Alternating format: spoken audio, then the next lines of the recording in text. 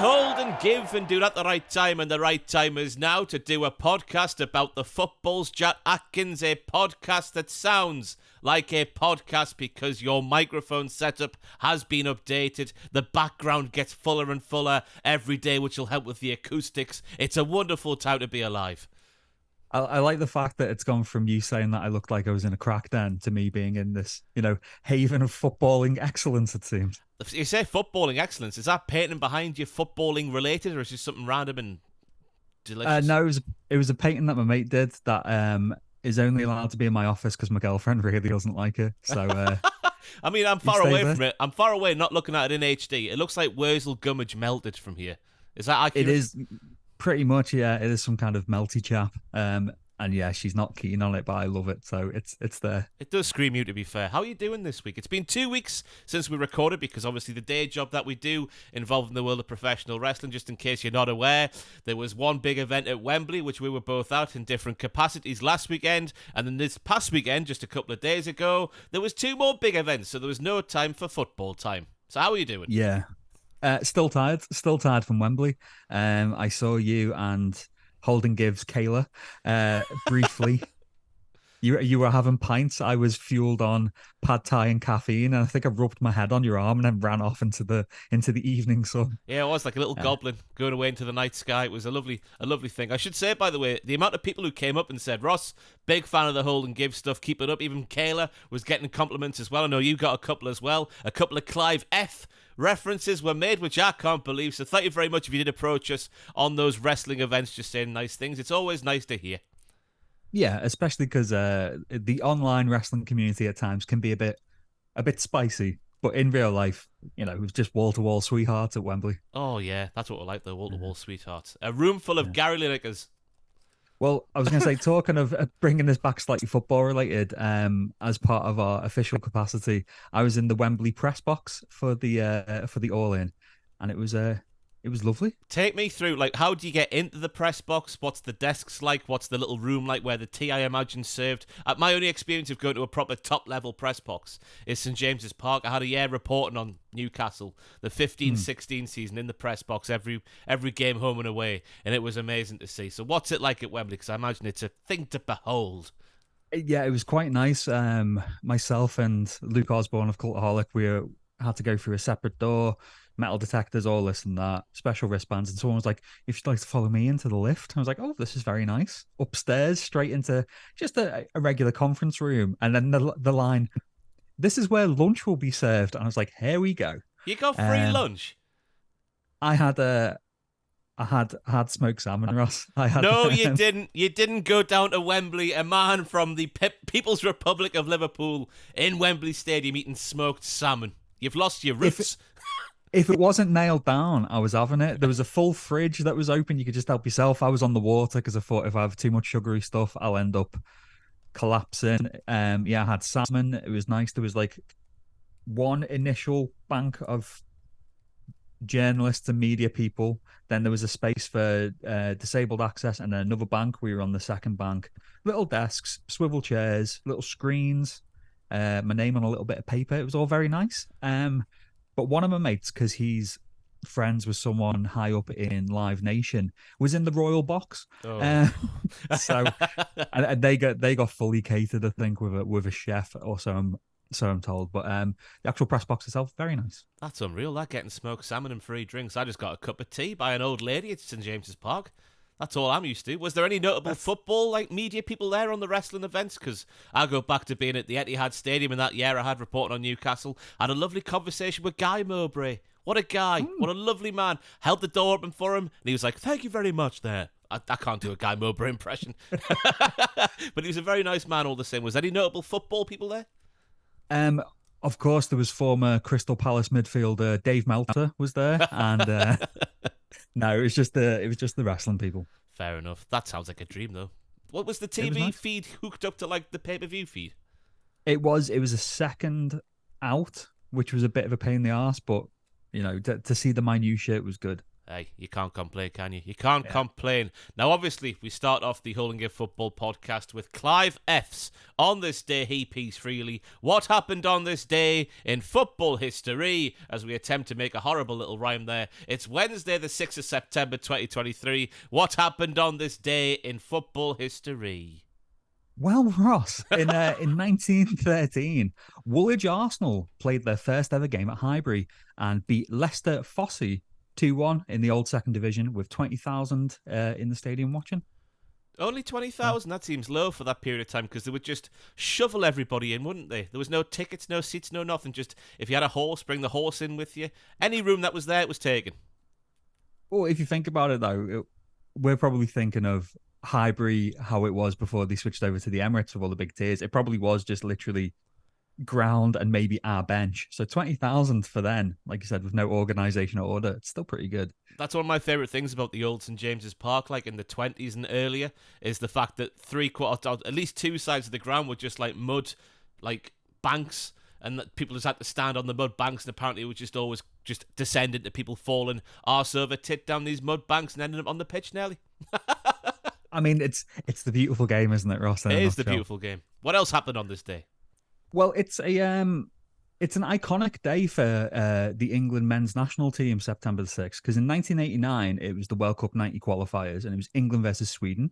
It ended up 0-0, but is remembered for Terry Butcher, obviously. And whenever anyone thinks of Terry Butcher, they think of him pissing blood everywhere, and that was on this day in 1989. Wow. I don't know what it was, but growing up, I always thought that was from a World Cup. You just assume it's from a World Cup because of how iconic it is, but just to hear it's from a qualifier, that has shocked me this morning. Shocked me.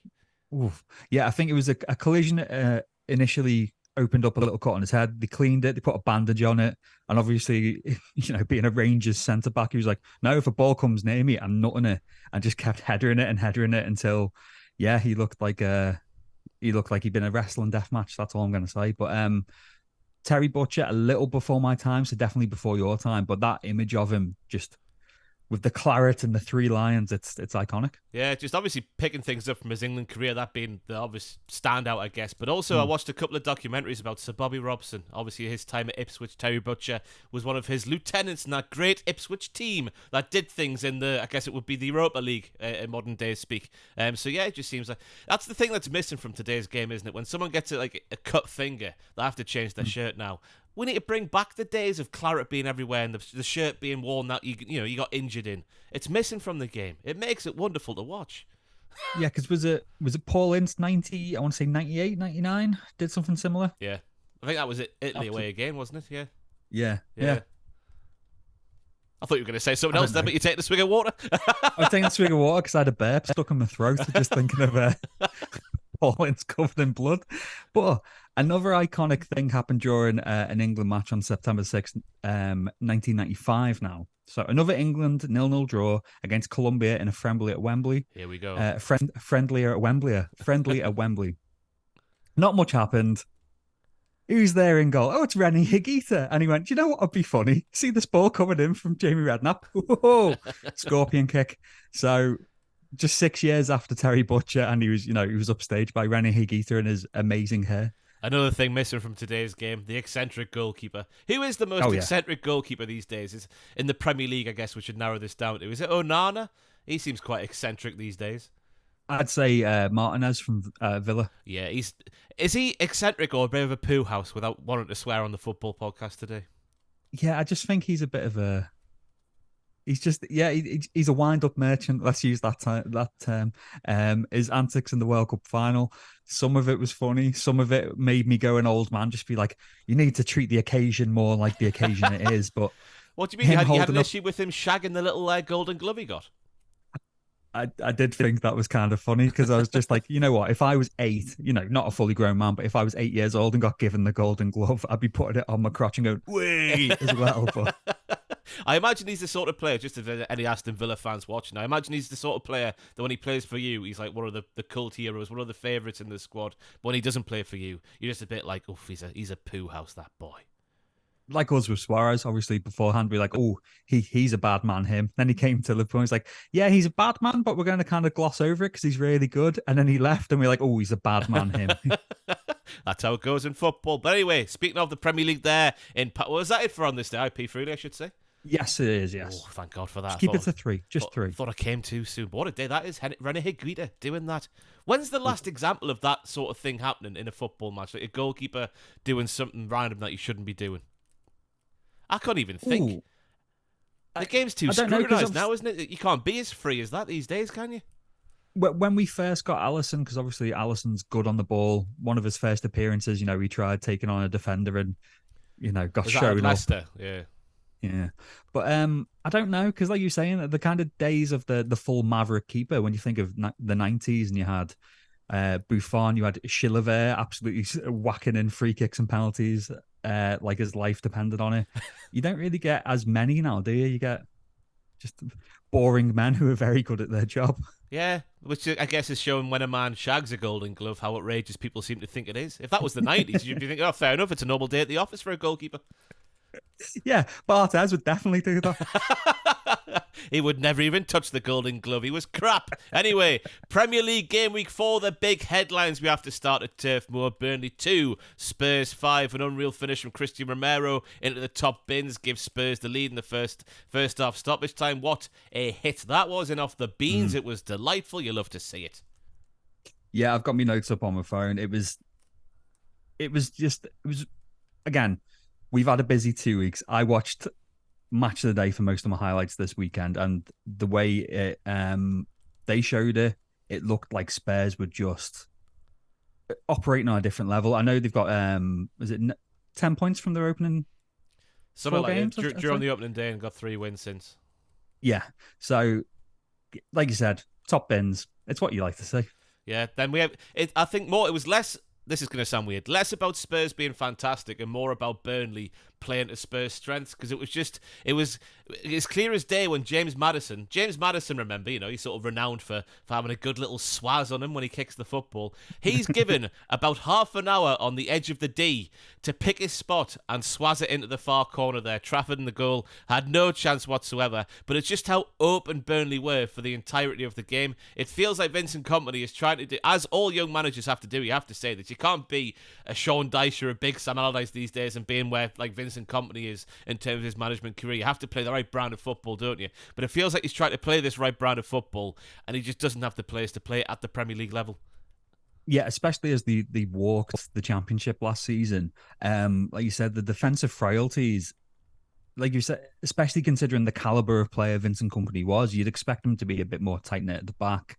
They're doing worse than I thought they would, but yeah. I did see glimpses in this. Like you said, they ended up getting 2 goals. They didn't wilt fully under the pressure. They were open, they were a bit all over the place, but they still went for it. If they can just tighten up, I still think they'll be okay. It's got all the hallmarks of a big Sam taking over in February. This start of the campaign from Burnley, being so open, so many goals conceded, trying to play the right brand of football that gets the butts in the seats and gets the fans sort of like entertained from the week to week. But it just feels like the American owners will come in and say, "Well, we're conceding too many of those soccer goals. We need a big Sam Allardyce in the goal." That's a good American accent there, but you know what I'm trying to say. I do. But going back to Spurs though. Sorry, if you want to finish your recap of the match before I jump in with my opinions. Well, I guess the other thing just to say is Son, hat-trick, 3 clinical finishes, a wonderful Peter Dinklage for the first one, and then just 2 clinical finishes. There's a wonderful ball from Pedro Porro, who seems to be really coming into his own, sort of from right back, doing a kind of Trent, but not really, sort of coming into midfield and playing these balls around the back. Again, that was more Burnley being open, allowing Spurs to play those balls sort of in behind for Son to run onto. But yeah, Son, he's picking up where Kane just sort of left a big Harry Kane-shaped hole. It's the old cliche, isn't it, about the captain's armband. It either makes players wilt or it takes them up to a next level. And I think Son finally being acknowledged as the main man, getting that responsibility, and without, I'm not going to say the burden of Harry Kane, but just being allowed to play his game possibly a bit more freely. Yeah.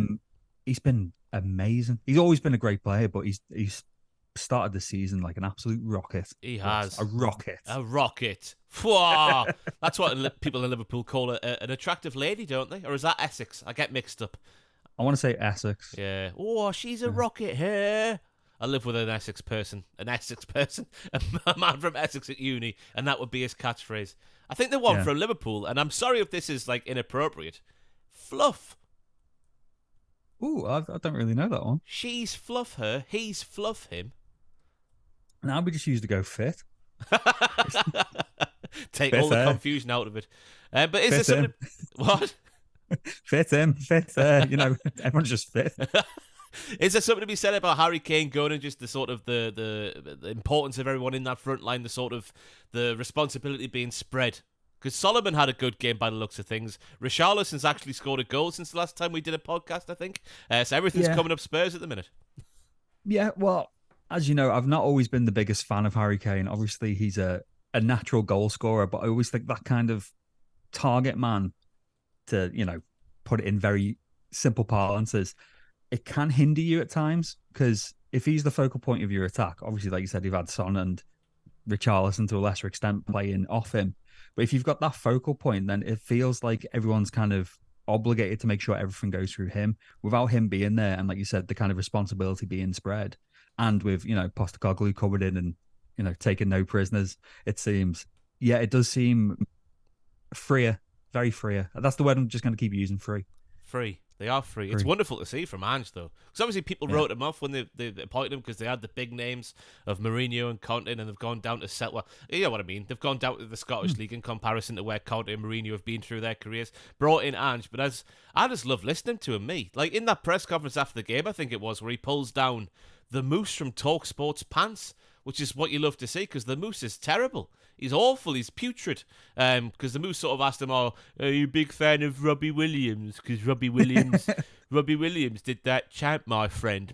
I call everyone my friend because I've got no friends in my real life, so I pretend the footballers are my friends, my friend." Shooting there, yeah. Because wasn't the words like, "Have you heard of Robbie Williams?" And Ange, didn't he just say, "Mate"? He was like, "Have I heard of Robbie Williams? Come on." He's the sort of guy, again, there was a little bit on a social media release when I think he handed Son the captain's armband, and whoever got the vice captaincy as well. I think who was it? Was it Maddison? I think got the vice captaincy. Just the way he talks.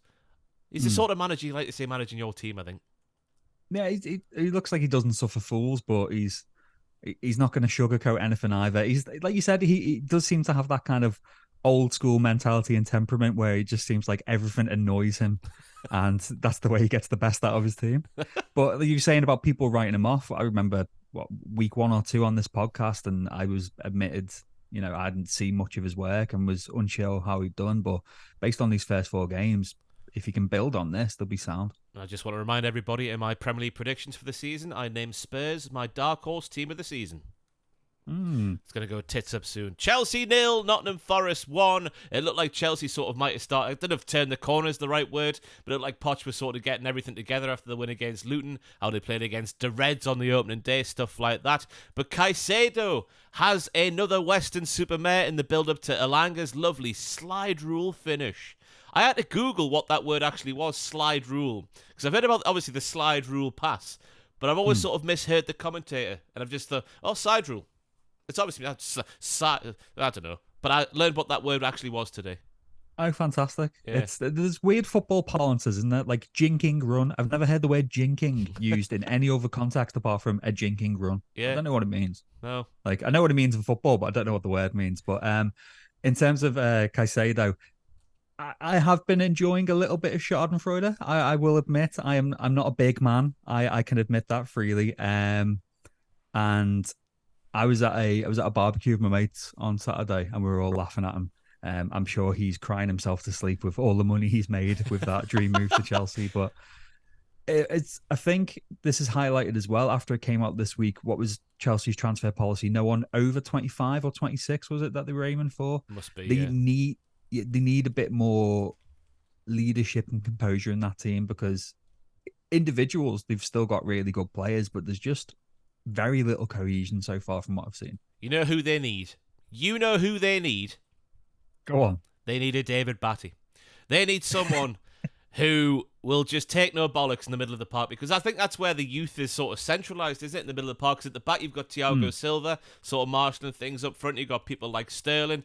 experience, bags of experience at the top level. But in the middle of the park, there's Gallagher, 3 or 4 years maybe at the top level he's had now. Enzo, fresh in the country just about. Chukwuemeka, I don't know, he's injured at the minute, but you know what I mean. Everyone else is young in the middle of the park. They need that arsehole in the middle of the park who's been there and done it.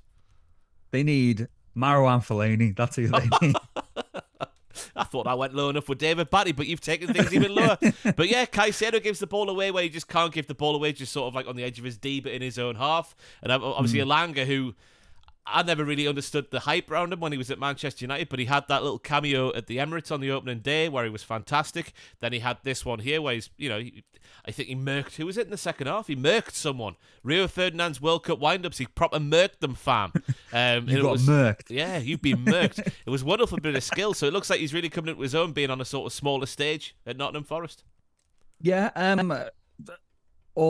again, fair play to Forest. I think everyone had pretty much written them off before the season started, thinking that they were lucky last season. But what was the stat on Match of the Day? Have they scored in every single one of their last 10 league games or something like that? So yeah, I won. He must have, was it before this game? I think he scored in the last 7 before this game at the weekend. So yeah, they seem fearless. Again, it's a good time to be playing Chelsea because, like we're saying, while they're still at a bit of 6s and 7s and they're not quite figured out what they want to look like and what they want to play like, and obviously they've got to get literally £1 billion worth of talent settled, but there's glimpses there that when it does click, and obviously, like you said, you got Pochettino leading it, that they could become something scary, but they need to click first. Yeah. And it wasn't as they didn't have any chances because Jackson in the second half, the ball bobbles to him just sort of like 3 or 4 yards out, pretty much the centre of goal. He's on the stretch, admittedly, so it's not the easiest finish, but he puts it over the Denver bar.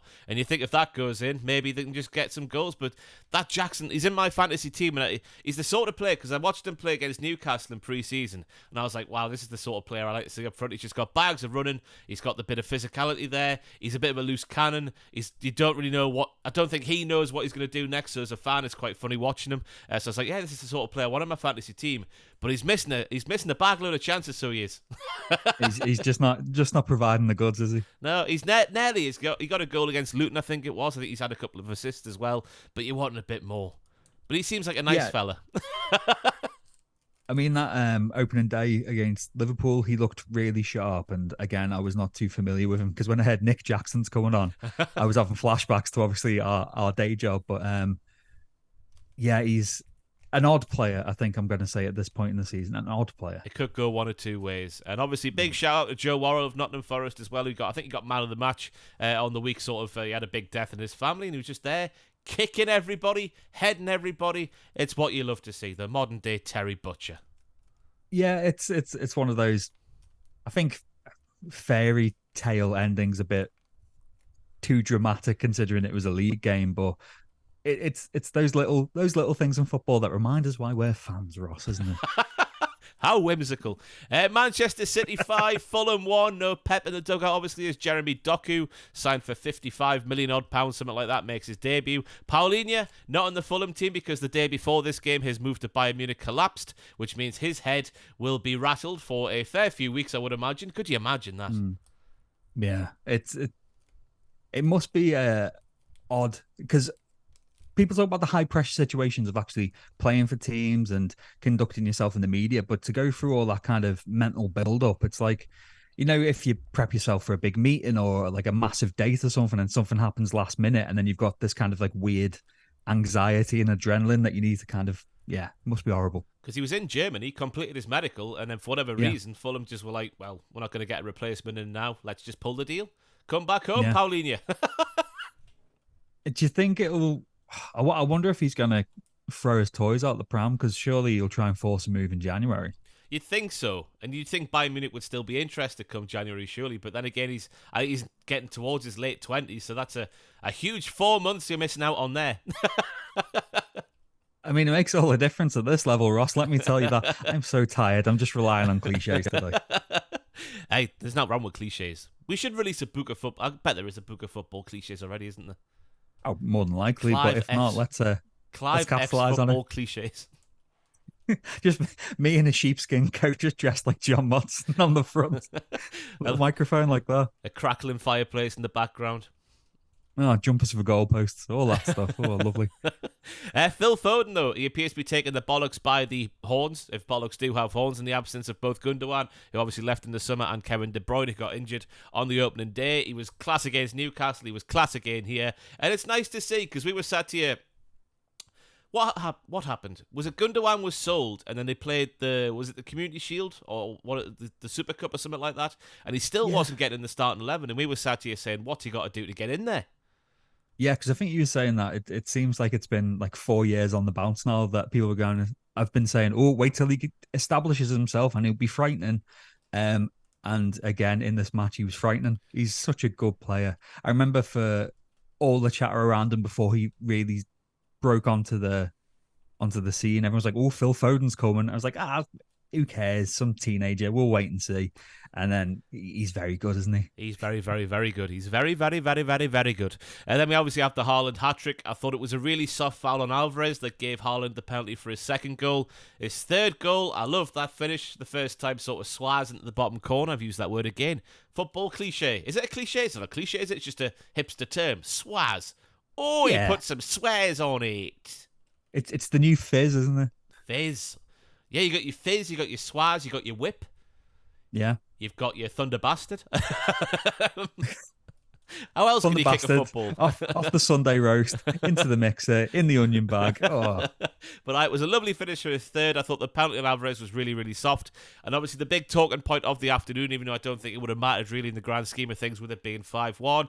Marco Silva was absolutely fuming after the game, saying, people have never played the game, making these decisions. They don't know what they're doing. They're all arseholes. We have the Nathan Ake goal where Akanji was clearly offside. And he clearly interfered with play because he had to jump out the way of the ball hitting him. If he stood still, the ball would have hit him. So how that's not interfering with play, I've got no idea. Especially when he was in the sort of eye line of Leno and goal. Yeah, I mean, it would have been a bad error if we didn't have VAR. But the fact that we brought in VAR apparently to make all these things clear and to sort out things like this, but then the vagueness of clear and obvious error and all this, it's just I hate the fact that we have to go on about the referees every week, but we have to go on about the referees every week. They're just not up to standard.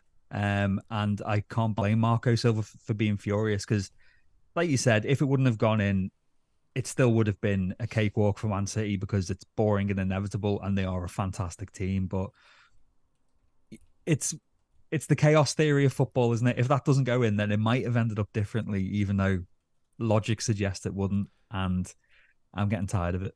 Yeah, I'm getting tired of referees, full stop. I mean, in our little break there while the wrestling was taking over our lives, we had that interview with Mike Dean, the Simon Jordan, basically saying he wouldn't send his pal to the screen to review a decision, which he regrets. And then he went back on the comments about it. I think he called him his mate, not his pal. And he's like, he calls everyone mate because he's from Liverpool or whatever he said. It wasn't actually him referring to his colleague, a referee who, in a professional setting, they had a job to do, and they didn't do that job because, mate was used, and he didn't want to send him there because he had a good game or a tough game. I forget what exactly he said, but everyone's heard the comments. Yeah. Referees at the moment are being brought into disrepute, and this doesn't help matters at all. Examples like this. It's reinforced what we all thought it was anyway, that it was just, the referees looking out for each other rather than keeping the game as pure as it can be. I can't find my words, but I'm sick of them. I'm sick of them. It's annoying though, because it's not like if you're bad at your job, you could be fired or let go, and there's other people that you can bring in. It's not like you can transfer a good referee in from like the South American League or anything like that. You've got to come up through the footballing system, and if it's crap across the board at the top, then you're stuck with them. I learned about that journey for a referee this week because Mark Halsey, the former Premier League ref, was on Under the Cosh.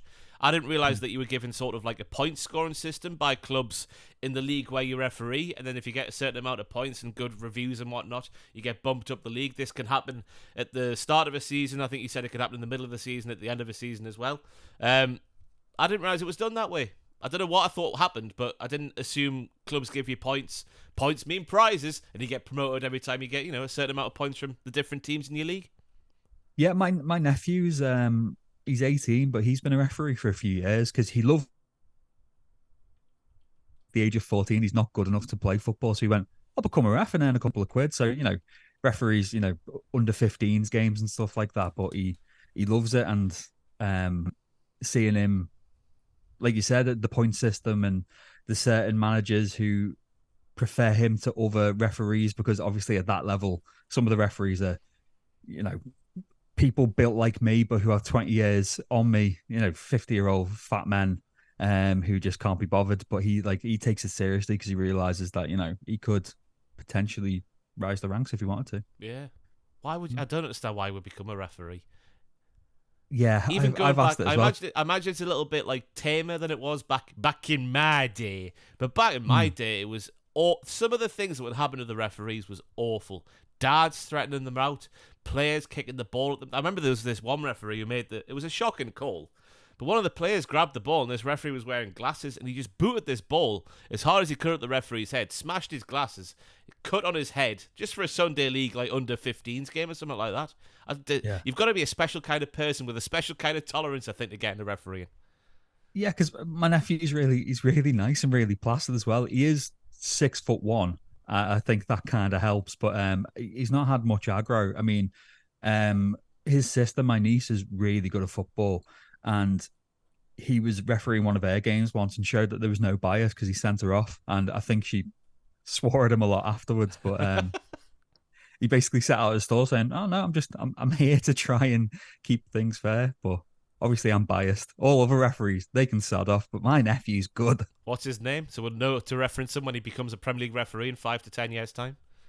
I'll just give his first name because I don't want to dox him just in case. But his name's Finley. Finley, that's a distinctive name. So if you see a referee called Finley, it's the nephew of Clive F. We move on now to Brighton 3, Newcastle 1. I missed the first half of the first half because I was getting me latest tattoo done. And apparently I missed every single chance that Newcastle had outside of Anthony Gordon, making a mess of one in the second half.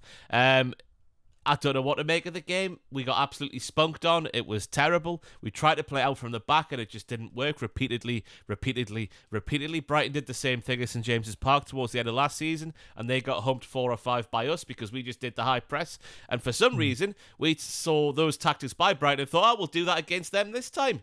And it worked the exact same way as it did for Brighton on that night at St James's. The midfield's a big worry for Newcastle at the minute because we have obviously brought in Tonali, Joe Linton, and Bruno seem to be the more high quality players than Sean Longstaff. But I'm fully on board to rename Sean Longstaff Sean Paul because he is the glue that holds that midfield together. Sean Longstaff should be the first name on the team sheet with either or two of Tonali, Bruno, and Joe Linton getting you the 2 midfield places, because when you take Longstaff out of there, Bruno can't do what he does because he's now in the sitting role that Sean Longstaff normally does. And also Longstaff sort of leads the press as well, which I don't think is Bruno being used to his best by him leading that. And Joe Linton can't do what he does because he's then covering someone else's job. The balance is all wrong, and it's horrible to see when you spend £60 million on a midfielder to make your midfield worse. Well, I'm glad you said all that because I was going to say as soon as I saw the results, what was missing, but it just seems like, cohesion in the middle, because I'm surprised.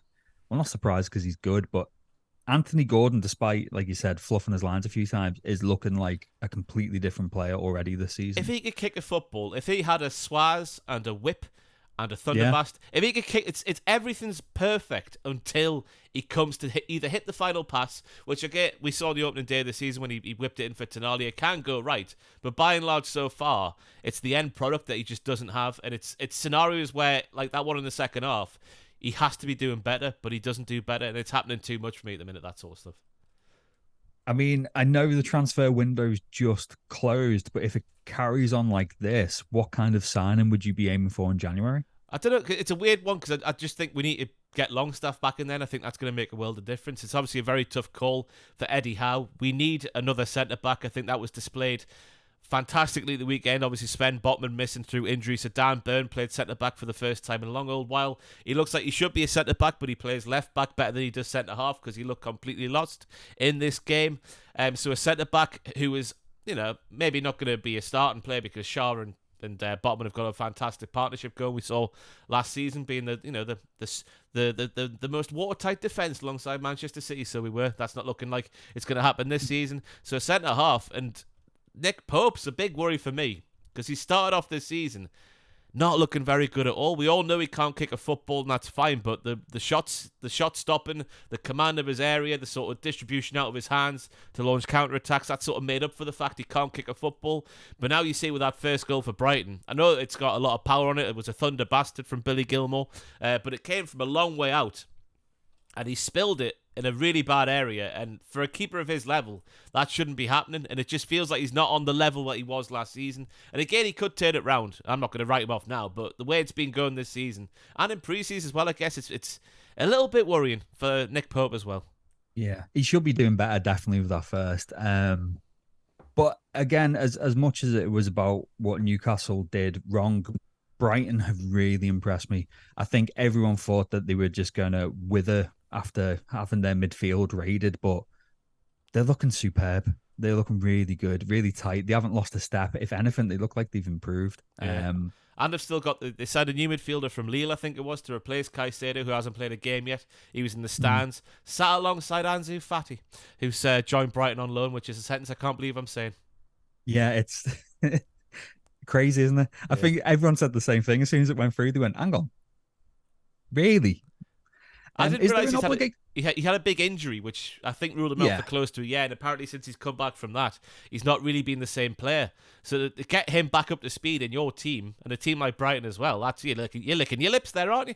I wonder if they've got a, maybe not an obligation to buy, but I wonder if they've got a purchase clause in there, or if it literally is just get him back to speed and send him back.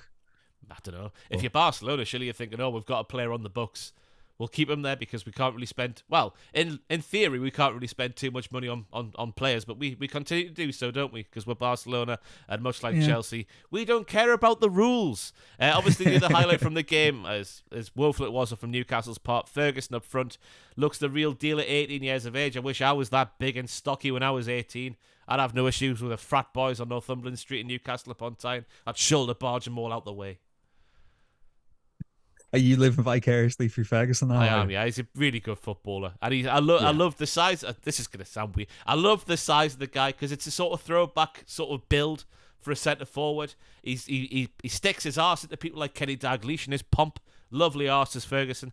And obviously that second goal of the three, obviously the third one's deflected.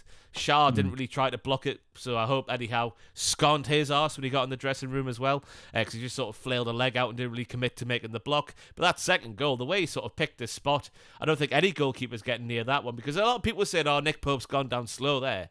But I just think Nick Pope realised, I'm getting nowhere near this. I'm just going to dive for the cameras a bit. Yeah. You have to save face a little. There's nothing worse than just kind of standing there like a lemon and watching it go in. Yeah. But yeah, this was, again, I did watch this one Saturday, and obviously Ferguson's getting the headlines, but Mitoma as well, I think, is superb. Yeah, I think if they can keep everyone fit, they'll be probably punching for Europe again. And like you said, you just need a bit more cohesion in your midfield, and I think you'll be all right. Yeah, I'm hoping we make the change with Longstaff just to see what happens there, because obviously we've had an awful, in terms of like the look of the drawn fixtures, we've had a pretty rough start. I'd argue maybe the roughest start in the league so far. We've got a fair few good fixtures coming up where you'd hope we'll pick up points in this start. Hasn't really hampered us too much, so we'll have to wait and see. But I think go back and look at prediction stuff. I didn't think Newcastle would do much this season. We could.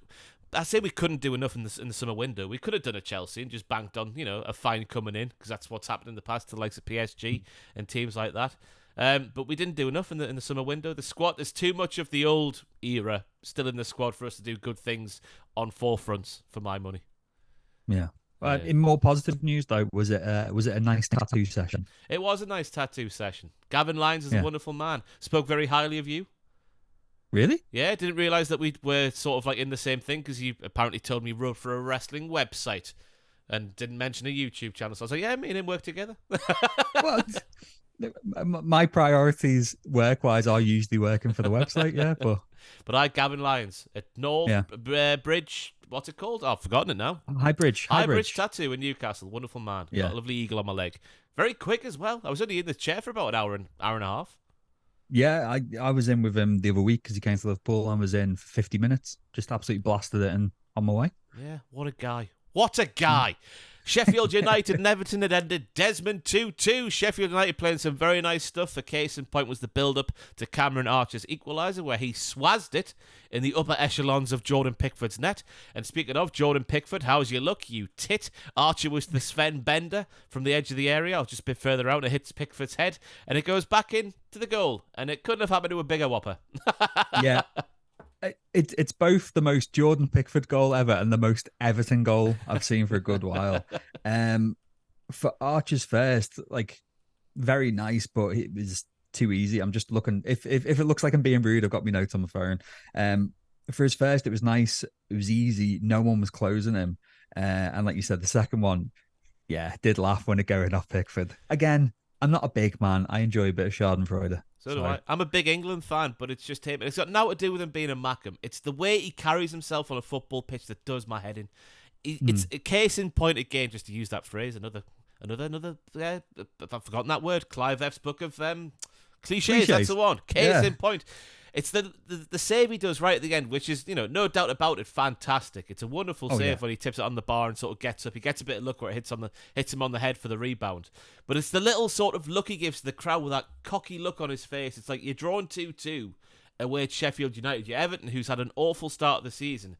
And you're giving it that one to the crowd, like the look of the sneering towards the crowd, like, look, I'm Bertie Big Bollocks, me, I'm Jordan Pickford, I've made a worldie save, but I know it. And it's like, he thinks he's Taffarel. He did it in I don't know why I one said of the Taffarel derbies. there. It's because we've got those 90s and early 2000s goalkeepers on the brain. He did this with his hands as well, Jack Atkins. It's like, it's a wonderful save, and I'm all for goalkeepers celebrating it. But, give it one of them, not just like, yeah, I'm Jordan Pickford, and I'm drawing 2-2 away at Sheffield United, and I've kept us in the, oh, yeah, piss off. He was giving it the Tezzies during one of the Merseyside derbies last season. Don't ask me which one because you know my memory. But, time wasting and comically falling down and being like, I'm Jordan Pickford. I'm historically boss in this fixture. And then again, we pulled his pants down and Alisson was taking the piss out of him down the other end doing the same. But like you said, you're an England fan. You don't like his chutzpah. I'm obviously a Liverpool fan and I still hate the fact that he broke Virgil van Dijk, who's not been quite the same player since. So, Sodom.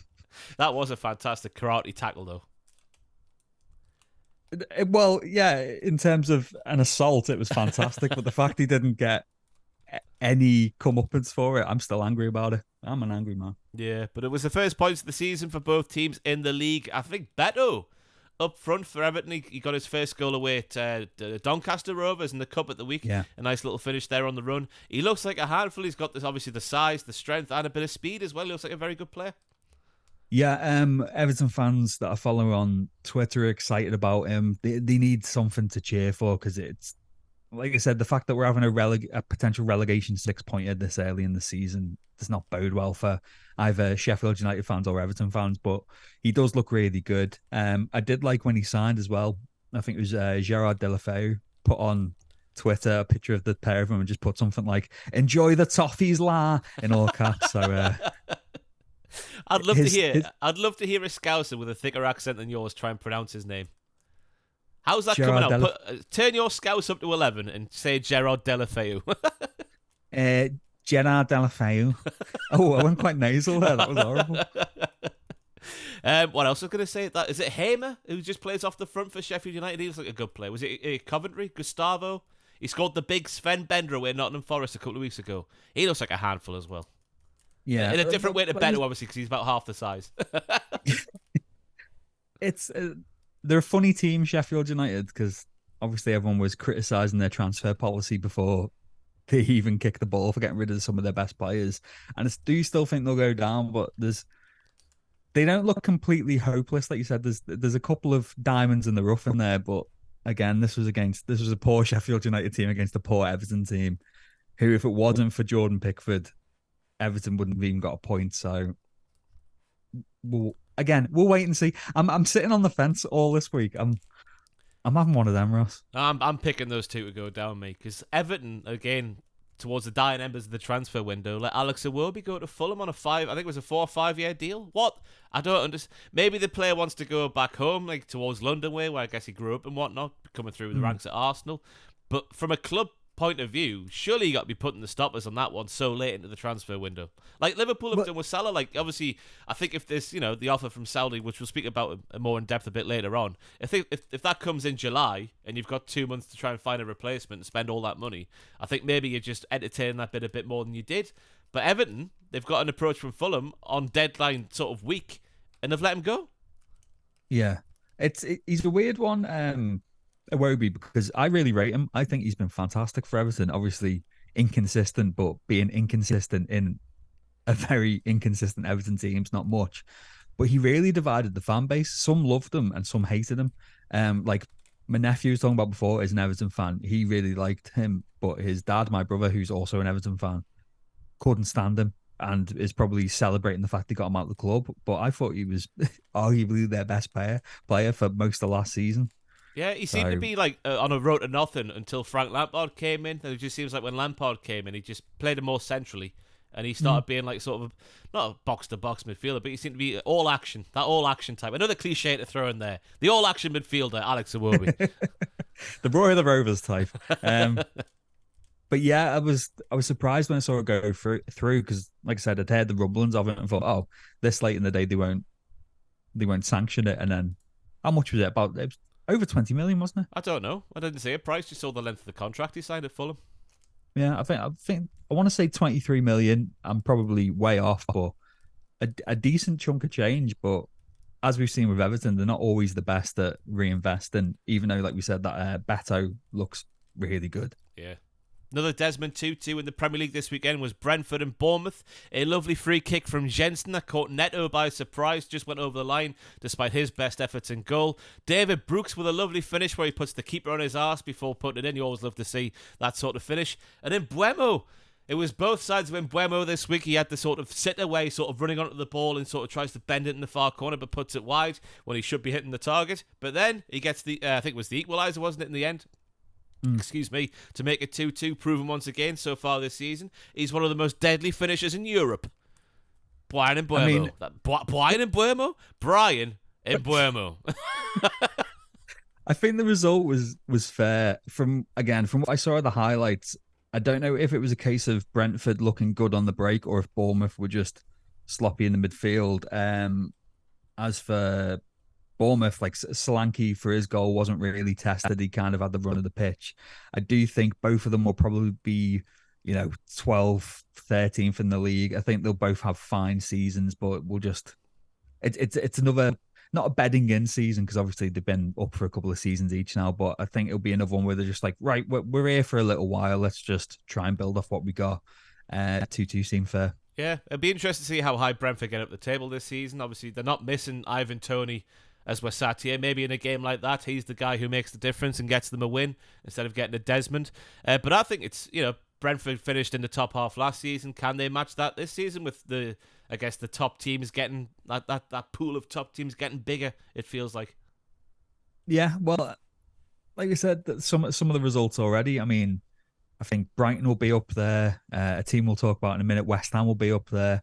We'll come on to Villa in a minute. It's like you said that the competition around, going for those Europa League places is getting really intense. And even if the top of the table with City dominating is getting a bit boring, at least there's enough around the league for the neutral fan. There you go, another cliche to really get the hooks into. But I like Brentford. I'm really glad that they've kicked on. They seem a likable team. I don't know. That's based on nothing but, the old hearts just going off this. Here we go. We'll keep them coming. I've got them for days, mate.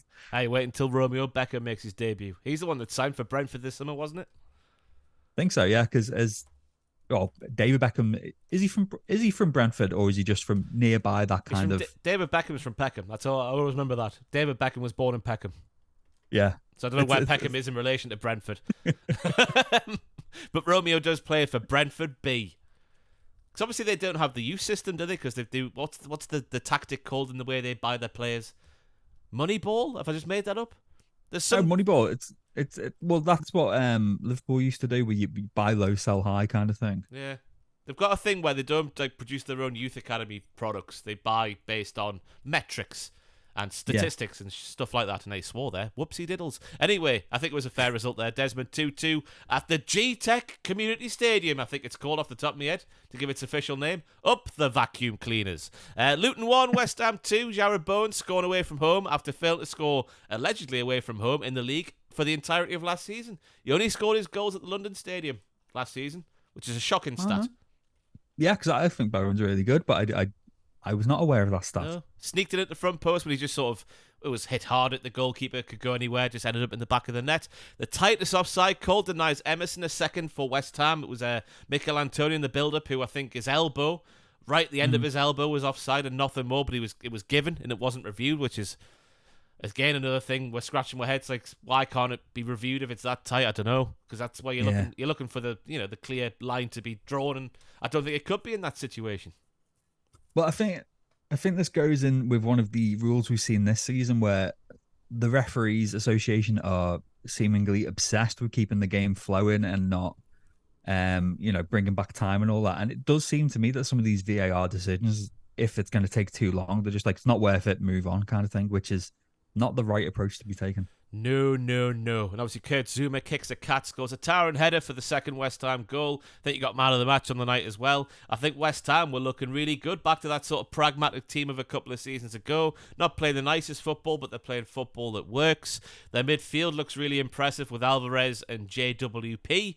He got another assist on the night for that Zouma goal as well. They're looking like they're settling in really well. Anderson gets a consolation goal for Luton in stoppage time, I think they should have had a penalty at the end as well, because that handball on James Ward-Prowse, it's got to be given. You've seen them given before. His arm's in an unnatural position. I don't understand when that rule doesn't apply for some reason, because his arm's like sort of away from his body.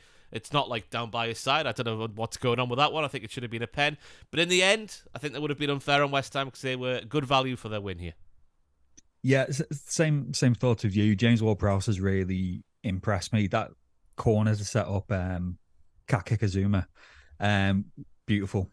Are you saying about Anderson's consolation goal for Luton? It's what uncles around the country would call it's proper header that.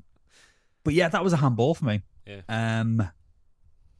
And apparently referees know better, but I'm starting to think week on week that they really don't. But the rules are too hard, and I was going to say hard and fast, and then hard and loose. They're too open to interpretation, and it's just, I don't think it's going to get better until someone definitively says yes or no. Yeah, it just needs that consistency. Back in our day, it was either a handball or it wasn't. It was an offside or it wasn't. Now we're drawing lines on armpits and stuff like that. It's a load of bollocks. We just strip it all back, take it back to basics. Football wasn't broken in the before a couple of years ago. Yeah. Bring back ball to hand, that's what I say. On to Sunday we go. Arsenal 3, Manchester United 1. I think I've got to mention Kai Havertz with that air shot when the ball broke to him in the middle of the box. He's obviously a very talented footballer. He's nice to watch. He's silky. He's got a pass on him. He can do a jinking run for a man of his stature. He's got a finish on him when he wants. It's not very often, but he has got a finish on him. He looks awful this season. Is it a confidence thing, do you think? I don't know, because he's not a centre forward. He proved that in the second half of last season for Chelsea. He just doesn't score goals. He doesn't hold things up. He's not that player. I think he's a central attacking midfielder, just playing off the front, because he can sort of link stuff up between the lines and all that sort of good stuff that managers like to talk about, like they sound like they know what they're doing. But it just, he can't kick a ball anymore. The balance of you see Arsenal fans speaking apparently when he takes him off and brings on Vieira and people like that, the balance is so much better in the midfield as well. So he's not even, when he's on the pitch, he's not like sort of feeling like he's contributing to anything either. It's very strange what's going on for a man who, he has shown in the past that he is a good player. Yeah, I think it's a case of Arsenal bought him based on what he was before he got to Chelsea, if you know what I mean. And they're thinking, if he can rediscover that form, he could be something. I do think he's only got a few more matches to properly figure out what he's doing in that squad before they'll just not give up on him, but maybe not start him week in, week out. He needs to justify his position, considering the rest of the squad looks really strong still. He'll become the next Pepe. Do you think? Do you remember Pepe, Nicola Pepe? Yeah. When you said Pepe, I thought you meant the OG, little Raj packet Pepe. But yeah, because again, Nicola Pepe was another one who, before he signed for Arsenal, was fantastic player. I know Liverpool were linked with him, and when he signed, we were like, oh, but then it looked like a bullet dodge because he failed to tell you anything he really did. Yeah. Rashford, obviously, with a brilliant opening goal, cutting in off the left-hand side. I thought Aaron Ramsdale was very unlucky. He got a big hand to it, a medium hand to it, but it was hit that hard and with that much direction. Pace and power, it was a hard one to save. A lovely ball from Eriksen to sort of slip Rashford in as well before he cut inside. It was a very nice goal on the eye. Yeah, Rashford again, like we were saying last season when he hit that purple patch, he was absolutely superb. Man U is such a weird side though that I don't know if this is going to be the start of something for him. Is this going to be another, goal and then he'll pop up in like 4 or 5 games time and then do it again? But judging it on the occasion itself, yeah, he took it very well. He did. Then we have Odegaard about 35 seconds later with the equaliser. It was speaking about Haaland's finish for his hat-trick goal a bit earlier on, hard and low on the run. This is very much like that. He absolutely thwacked it with all the pace and direction that you want. It was unbelievable finish for me. Yeah, Arsenal were having a lot of fun down their left as well. This, again, came from the left. But Odegaard's superb. He's, like you said, he's that controlling box-to-box midfielder. He just does what he wants. Oh, he's a joy to watch. But yeah, I like the fact that, because obviously the old cliche about Arsenal, wasn't it? Was it from the IT crowd? The problem with Arsenal is try and walk it in. But just to see someone, like you said, give it not quite the Thunder Bastard treatment, but smashing it hard and low, lovely. What's that part of your foot called that you hit the ball with? Sort of like not the laces, but the bit that goes down the side. That bit. What's that bit called? Down the side of your foot. You got the laces on the top. So yeah. Laces on the top, and you got that bit that sort of goes down towards your instep. Not quite the instep, but the bit above the instep, but not quite the laces. What's that bit of your foot called? Yeah, I know what you mean, but I don't know if it has a specific name. Because he made fantastic contact with that bit of his foot, and I want to know what that bit of the foot is called. If you know what it is, if you're a chiropodist, give us a little comment in the chat down below, in the comments down below. But yeah, it was lovely play from Martinelli and Nketiah as well down the left hand side before he swazzed it in that there bottom corner. Then we have to talk about the penalty on Havertz, which was given, then reversed. I can see how the referee was tricked into giving the penalty because full speed, Casemiro coming across like he did. I think it was Wan-Bissaka, on the other side. The way they sort of clumsily came together, it looks like a penalty. But when you slow it down, I think he's gone down really easily there.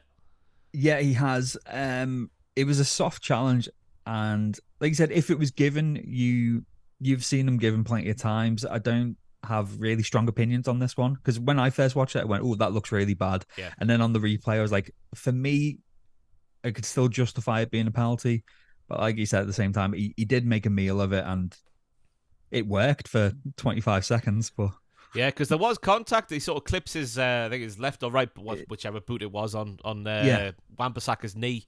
But I don't think it's enough to go down. I think it was Casemiro coming because it looks like when it in full speed from the camera angle, the hard cam, I guess we'll call it for watching the match. It looks like he's been sort of sandwiched together, sort of tripped over that way. But when you watch it back slowly, there is not enough contact for me. And then we've got to speak about the offside as well that was given. Are the lines straight? I've been reading so much on Twitter this week, or X.com, that the Premier League is corrupt. If you look at the line that they drew in comparison to the lines on the pitch and the halfway line, it's not straight. And if you draw the line actually straight, it's actually onside. But I think it was chalked off because Garnacho was not only wearing Cristiano Ronaldo tribute boots, but he was also wearing Cristiano Ronaldo tribute underwear, which is too far for me, and it was fully deserved to be chalked off. Yeah. Again, on first viewing, I thought this was offside. And the question with the lines that I always say is, like, look at the pitch. They they mow lines into the ground. Just go based off those lines. Yeah. Surely it's easy to draw a straight line. But again, it's another decision which is going to cause more debate than it should. But for me, offside, no complaints. But I don't trust these refs. Yeah, because where they draw the line to show where he's offside, it's the goal scoring part of the body, isn't it? So it's like armpit inwards. They've put that line. I'm going to sneeze in a second here. Elephant.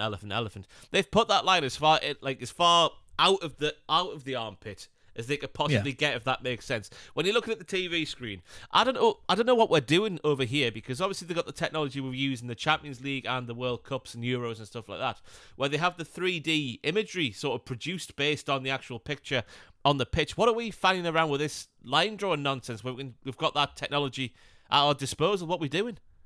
Yeah, especially not only the fact that we got the technology at our disposal, the fact that the amount of money in the Premier League and the obvious facilities in the Emirates, if they wanted to have, additional camera setups, there's no excuse not to be using it. Yeah. I just want to say, again, it's probably what I always say, the arrogance of the refs being like, not having a computer tell me what to do. No, we'll be all right. We've done it for years. Yeah, it's a load of bollocks. When it's there, just use it for goodness sake. Sort it out, man. Pull your fingers out your arseholes. And then we have Declan Rice scoring at the near post in stoppage time. Onana's unlucky there because I think he got a nice deflection off Johnny Evans just before it got to him. He could save it. He could not save it. I think it's just he got a hand to it. It goes either way. It went in this time. Yeah, you got to ride your luck, haven't you? So, yeah. Like, again, one of them on another day, it would have capped out. But what I liked about this, obvious biases against Man United aside, this is the first time in a long time that Arsenal versus Man U has felt aggro again. Yeah. And I quite liked it. It made me feel like it was the early 2000s all over again. I tell you who fed into that as well. Little medium to large size Højlund when he came on as well. He looked like he was putting himself about. He looked a bit not like Beto, not like that big, but he was putting himself about and getting a good scrap with Gabriel and people like that. Yeah, he looked hungry. He looked tenacious. He had teeth. How many more can we do? He was like a dog. That's not really Post cliche, every other football, he walks around like, hello. I've got no teeth, I'm chopped down. But it was that bit where Casemiro sort of like going, yeah, go on, you little... You know what? It's like, yeah, football's back. Here we go. Yeah. Bloody shirts coming back soon as well. It's what we all want to see. Bloody shirts and aggro in Arsenal versus Man U. Yes. We're simple creatures, but this is our list of demands. Absolutely. Then obviously after that one in stoppage time, we have the second goal for Arsenal in stoppage time, the third overall, where Jesus puts Diego Dalot on his arse and makes him into that meme where he sort of slides and then goes around the space. Do. You know what I'm talking about there. A wonderful finish there from Jesus. A wonderful little cut inside. Dalot in the bin. Well, yeah. Gabriel Jesus is a strange player for me as well, because it seems that he's always out. I had him in my fantasy team last season for a bit, and I was just like, I don't know when and where he's going to play, but I don't know. Obviously, with Havertz kind of fluffing his lines time and time again, if you can keep Jesus fit, he starts for me, but bringing him as this kind of super sub role also works if he can pull stuff like this out. I don't know. I think he's a wonderful player. I remember there was a game away they played at Bournemouth last year where Saliba scores that swaz into the top corner. And the way that Jesus put himself about, it was sort of like you never saw him do that for Manchester City. Really always felt like he was on the end of a lovely pass and move. But what he was doing in the build-up, that Harry Kane gets a lot of plaudits for like what he does like in the build-up to playing, winning free kicks and stuff like that. Jesus was putting himself about like that, and I was like, wow, I didn't know he's got that to his game. But he is, when he's fit, I think he's a total player. I think he's fantastic. Yeah, he is really good. But like you said, it's just keeping him fit. It is. Next up, we go to Anfield, Liverpool 3, Aston Villa 0. A pile driver from Szoboszlai was absolutely fantastic. It was like a Thiago goal in the Champions League a few years ago. Yeah. Hard and low, where it seemed to pick up momentum and just kind of drift up. Everyone I know were all fully in love with Dominic Szoboszlai now. I hate it because he was linked with Newcastle for so long, and it felt like we picked someone else over Szoboszlai. And it looks like Szoboszlai. They're different players, Tonali and Szoboszlai. But if you can have both of them, it feels like we've missed out on Szoboszlai. He's absolutely mustard. He's superb. Our midfield already is looking transformed. And this is we're not playing, to talk about, obviously, Alexis McAllister in that midfield as well. We're not quite playing him in his preferred position. But it seemed that between him, Szoboszlai, and Curtis Jones, they were just kind of like interchanging and twisting around. And despite not playing a proper defensive midfielder this week, it just looked fluid and it looked composed and it looked energetic. And yeah, I was very happy with the midfield performance. Everything Henderson and Fabinho are not. Because I'm shocked he didn't play Endo, not Hendo, Endo, Mm. with it being Villa. Because obviously Villa, good team, aren't they? They're going to be Yeah, good on the counter attack with Diaby and Watkins and people like that. So I'm surprised that you didn't go with a defensive midfielder from the start. But you didn't miss him. no, we played slightly more of a back four. Henderson, what am I on about? Trent and Joel Matip seem to have been switching. So Matip would go onto the flank and Trent would go into the centre back position. And by playing more of a back four as well, we got the best out of Andy Robertson again. Because when we were playing that kind of hybrid three with Trent going into midfield, Robbo looked a bit lost. But yeah, defensively, it looked like it was one for, again, a experiment to see, right, if we play with this kind of defensive lineup, can we go for a more attacking midfield? And on this occasion, it worked anyway. Yeah, if you speak about Trent there in passing, Trent with a fantastic ball sort of down the slide, down the Sabah slide, the Sabah slide, down the side of the pitch where sort of Salah runs onto it, he sort of puts it across the box, and that's where Nunez hits the post, hits Matty Cash, Poland's Matty Cash, and it goes into the back of the net. But what a ball it was from Trent, the way he talked his body. Is that the right? He was contorted. What's the word? I'm tired today. No, I know what you mean. Yeah. When you said talk his body, I thought you meant him going, come on now, leg, let's do this and get. But I mean, yeah, obviously I'm biased, but I'm really enjoying what we're seeing so far. And my prediction of Liverpool being in the top four at least looks like, if we continue this way, will be sound. Obviously, we've just brought in Ryan Gravenberch, who again isn't a traditional number six, but can play there. So if he can come in eventually and have that fluidity and switch around and get Endo a bit more up to speed and play him when we do need more of a kind of horses for courses player, I think we'll be hopefully all right. And he got Bacetic as well. Up the Bacetic. Yeah, again, he's not, I say traditionally, he's still very young, but he's not really a number six either. But we played him in that position last season, and he looks superb. He's returned to training. I don't know if we're going to be saving him for maybe cup games to start off with and get him back up to speed, or if Klopp's going to see something from him during the international break. But yeah, I'm excited to see him back as well. Yeah, and obviously Aston Villa, just a word on them. They did it at St James's Park on the opening day of the season, but this high line they play away from home, obviously Newcastle exploited on that day, getting 5.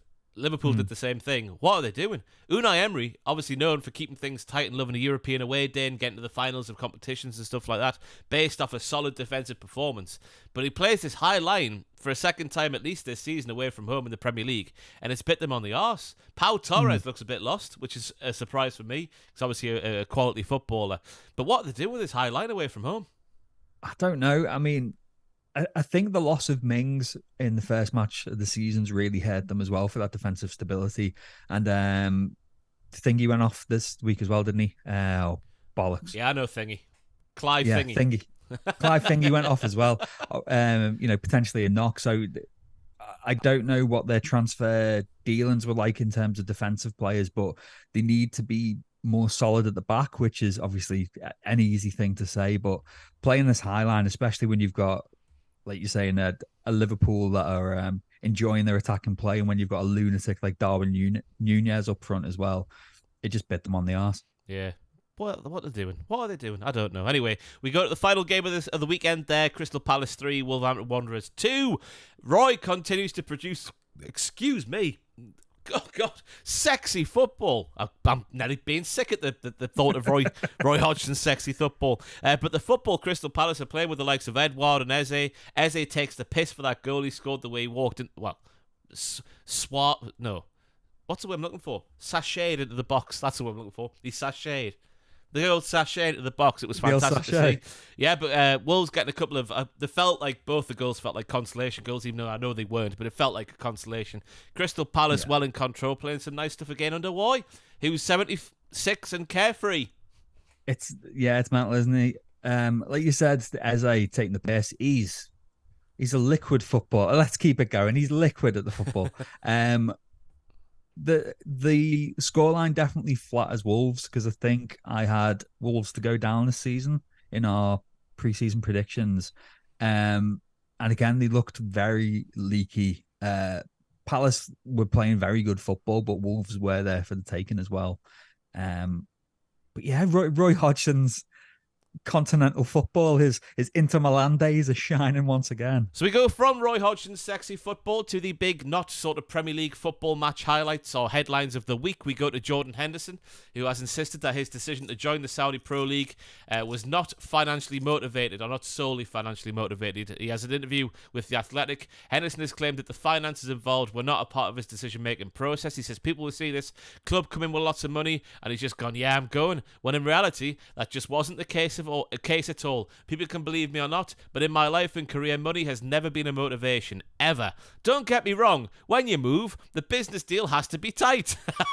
You have to have financials, you have to feel wanted, you have to feel valued, and money is a big part of that, but it wasn't the sole reason, and these possibilities came up before money was even mentioned. Apparently, he was then asked, well, not even apparently, he was asked then if the rumoured 700 grand a week, 100 grand a day, no tax was true, and Henderson said, no, I wish it was. No, honestly, the numbers aren't true. But again, it had to work out for us financially as well. I'm not saying that it didn't, and I'm not saying, I'm not on good money, because it's good money and it was a good deal, but it wasn't numbers that were reported. No. So what do you make of this load of codswallop, this load of steaming bull poo, this load of nonsense from Jordan Henderson?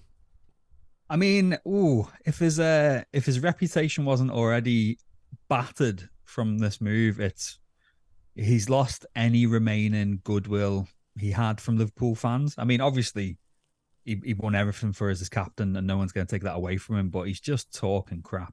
Yeah. Someone tweeted, like one of the tweets that went big after this was just, "Is this the only example in history where saying, yeah, I did it for the money was the better choice?" Yeah. Well, I don't know why you wouldn't. Yeah. It's clear you don't go from Liverpool, where you've been guaranteed. I know you're not a starter anymore, but should you expect to be a starter at somewhere like Liverpool when you're 33? Is he 33? I think he's 33. I think he's 33. He's yeah. up there. You shouldn't be expecting to be a starter at Liverpool at that age, in that position, the way that Jurgen Klopp plays football. But you've been guaranteed a place in the squad. You're going to be used more than you're not used, I imagine, in terms of coming off the bench and whatnot and getting the odd start here and there. It makes no sense to go to Saudi Arabia unless you're getting paid twice and thrice as much as you were at Liverpool. Yeah, and like I said, captain. He's got murals near Anfield, won the lot.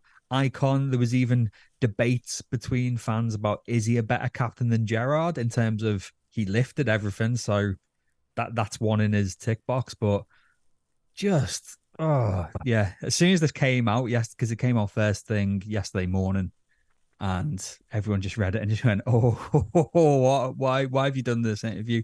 Because it was with The Athletic, wasn't it? And they even had the caveat at the beginning saying, we did this interview, we did not give anyone from the league or Henderson's camp kind of carte blanche to edit it or take exception to the questions afterwards. So they've not set him up to fail, but they've basically said there's no hiding on this one. Just here's the questions.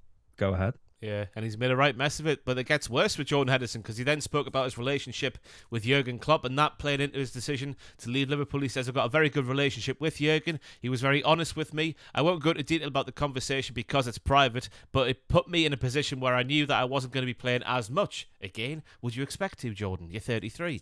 I knew there was going to be new players coming in at my position. And if I'm not playing, as anyone will know, especially the manager, that can be quite difficult for me, and especially when I've been at a club for so long. I've captained the team for so long, especially when England's a big thing for me. You've got the Euros coming up. Again, that makes no sense, because you're going to a league that's at best League One level, surely. Yeah. At best. I know it's got the standout players, but if you take that as a percentage, what do you reckon, your Kantes and your Benzemas, 10% of those? Probably, Maximan, Mane, Mahrez, 10% of that league's going to be the star players. The rest of them's going to be crap. And like you said before about Gareth Southgate with Club England, he's going to get picked no matter what, isn't he? Well, he has been. They've named the squad last week, and he's still in there, even though he's retired. Our class is a retirement from Jordan Henderson and anyone that goes to Saudi Arabia. But yeah, him and Maguire both made the squad, which bleeds into that Club England thing again. Maguire getting picked. Hasn't played for a year. Excuse me. But, it's... And again, he's talking about England. That's a big thing for him, but to Liverpool fans, it's not that we don't care and we hate England. We care about our club more. Like, go play for England if you want. We don't care, but your priority for us should be the team. Yeah. Even when he's been with England, he's not always been a starter. There was a large period of time where Jordan Henderson was just there in like a leadership capacity because there was a different midfield being picked. I think Gareth after the World Cup, he's been starting him more than he was before the World Cup. But yeah, he showed no signs of being upset about that, just being there as like a squad member. So again, it's a bit hypocritical. We continue. I've got a very good relationship with Jurgen. Good relationships with Jurgen, with the owners of the club. That'll be forever. What we've achieved together in the past 12 years has been incredible. But at the same time, it was hard for me to take this sort of feeling that he wasn't going to play and wasn't wanted. If one of those people said to me, "Now we want you to stay," then we wouldn't be having this conversation. And I have to think about what's next in my career. Didn't Jordan Henderson sign a new contract fairly recently? Yeah. So, I think it was Michael Edwards at the time, our sporting director, was saying to Jurgen Klopp, we're not going to give him a full deal. We'll give him a 1-year extension at best because he's in his 30s.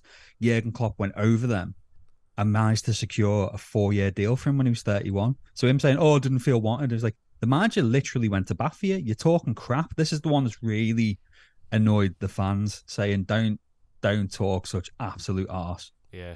It does feel like big arse. Then he continues some more. Now, that's not for me to say that they forced me out the club or they were saying they wanted me to leave, but at no point did I feel wanted by the club or anyone to stay.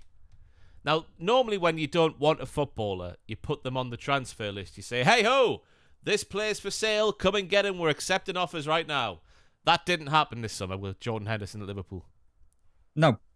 We were kind of half expecting maybe some of the midfield to move on, because obviously Keita, Chamberlain went, Milner went to Brighton, and we thought, okay, so we'll probably keep Henderson and Fabinho. We were all kind of hoping that Fabinho might get played back into form with a new number 6 to kind of learn the ropes from him, and we were thinking Henderson's going to be the new Milner. So there was seemingly, from the outside looking in, there was no intentions to sell him. And like you said, if he would have been not wanted, he would have been listed, or he would have been sent to train with the under 21s, or just completely frozen out. But that was not the case at all. Load of nonsense from Jordan Henderson, which continues because obviously his move's been criticised by sort of LGBTQ plus campaigners because of what he did back in the day with the Rainbow Laces campaign, a completely hypocritical move to go to a place where you're killed for being a homosexual, for example, aren't you, Jack Henderson? Jack Atkins, my God. He says, my intention was never ever to hurt anyone. My intention has always been to help causes and communities. I do care about different causes that I've been involved in and different communities. I do care. And for people to criticise and say that I turned my back on them really, really hurt me. You literally did. I saw a fantastic tweet from, I think it was a gay Liverpool supporter, who basically said, Jordan Henderson, you being a Liverpool player, me being a gay man, you going there really hurt me because, you know, the religion, the culture over there is that they want to kill me because of my sexuality. Yeah. I mean, this isn't even me sticking up for Jordan Henderson, but both points can be true. He can still care about the causes, and he can still see himself as, you know, wanting to be an ally or whatever, but his actions do have consequences, and he's taken the money clearly over his any affiliations to any cause or group. And like we said, when this transfer first went through, it'd be a difficult question to be asked if you're in that position, but he has still turned his back to the LGBTQ plus community, even if he feels he hasn't. He can still be an ally and stuff, but he has done a lot of damage. Yeah, unless he takes the Rainbow Laces campaign over there, and we're seeing like actual actions from Henderson in that sort of direction, I think that people are going to feel like you've turned your back because of where you've gone and what their beliefs and feelings are in their culture. He continues on to say that he's sort of apologised to make them feel that way, sort of like turn the back on them. And he says, I've gone above and beyond to help everyone in the sort of LGBTQ plus community. I've worn the laces, I've worn the armband. I've spoken to people in that community to try and use my profile to help them. That's all I've ever tried to do. When I hear stuff like you've turned your back on us, it hurts me. I do care. I have friends and family in the LGBTQ plus community. Obviously, empty words. Your actions speak a lot louder than the words do. Yeah, Just, again, just, like so- I was saying, just to say, both like, sides. just to say, I've worn the armband and laces. Yeah, it's in the past Yeah, now. It's all forgotten about because you've moved. yeah. Like you said, like I said a second ago, both sides can be true, and like you said, he does. It is hollow unless he does wear the rainbow laces again. And in Saudi Arabia, we're not talking about on international duty or anything like that. When he did move, there was calls from some people to say, well, look, if you are earning this reported 700 grand a week or whatever, if you do still care, I mean, the minimum you can do is some kind of big donation, whether that would have been positive PR or whatever. But again, in all walks of life, money does talk. And if you can't continue that campaign because of the culture over there, then put your money where your mouth is, kind of thing. Yeah, and this was the sort of line from the interview that he did that sort of sparked that tweet from the Liverpool fan I spoke about just a couple of minutes ago there. He says, so if I wear the rainbow armband, that disrespects their religion, then that's not right either. Everybody should be respectful of religion and culture, which then caused that Liverpool fan to say, well, their religion and culture says that people like me should be dead. That means you must feel that same way. Yeah, it's just it's a PR disaster for the Henderson camp. There was quotes as well, wasn't there, about him talking about the human rights violations when with the Qatar World Cup, and he kind of like brought that up, didn't he? Saying, "Oh, we'd been briefed, we'd seen the pictures, and we thought it was terrible. And then when we were over there, we met some of the workers, and they were having a lovely time." And I was just like, "Were they genuine workers? Like, people still died."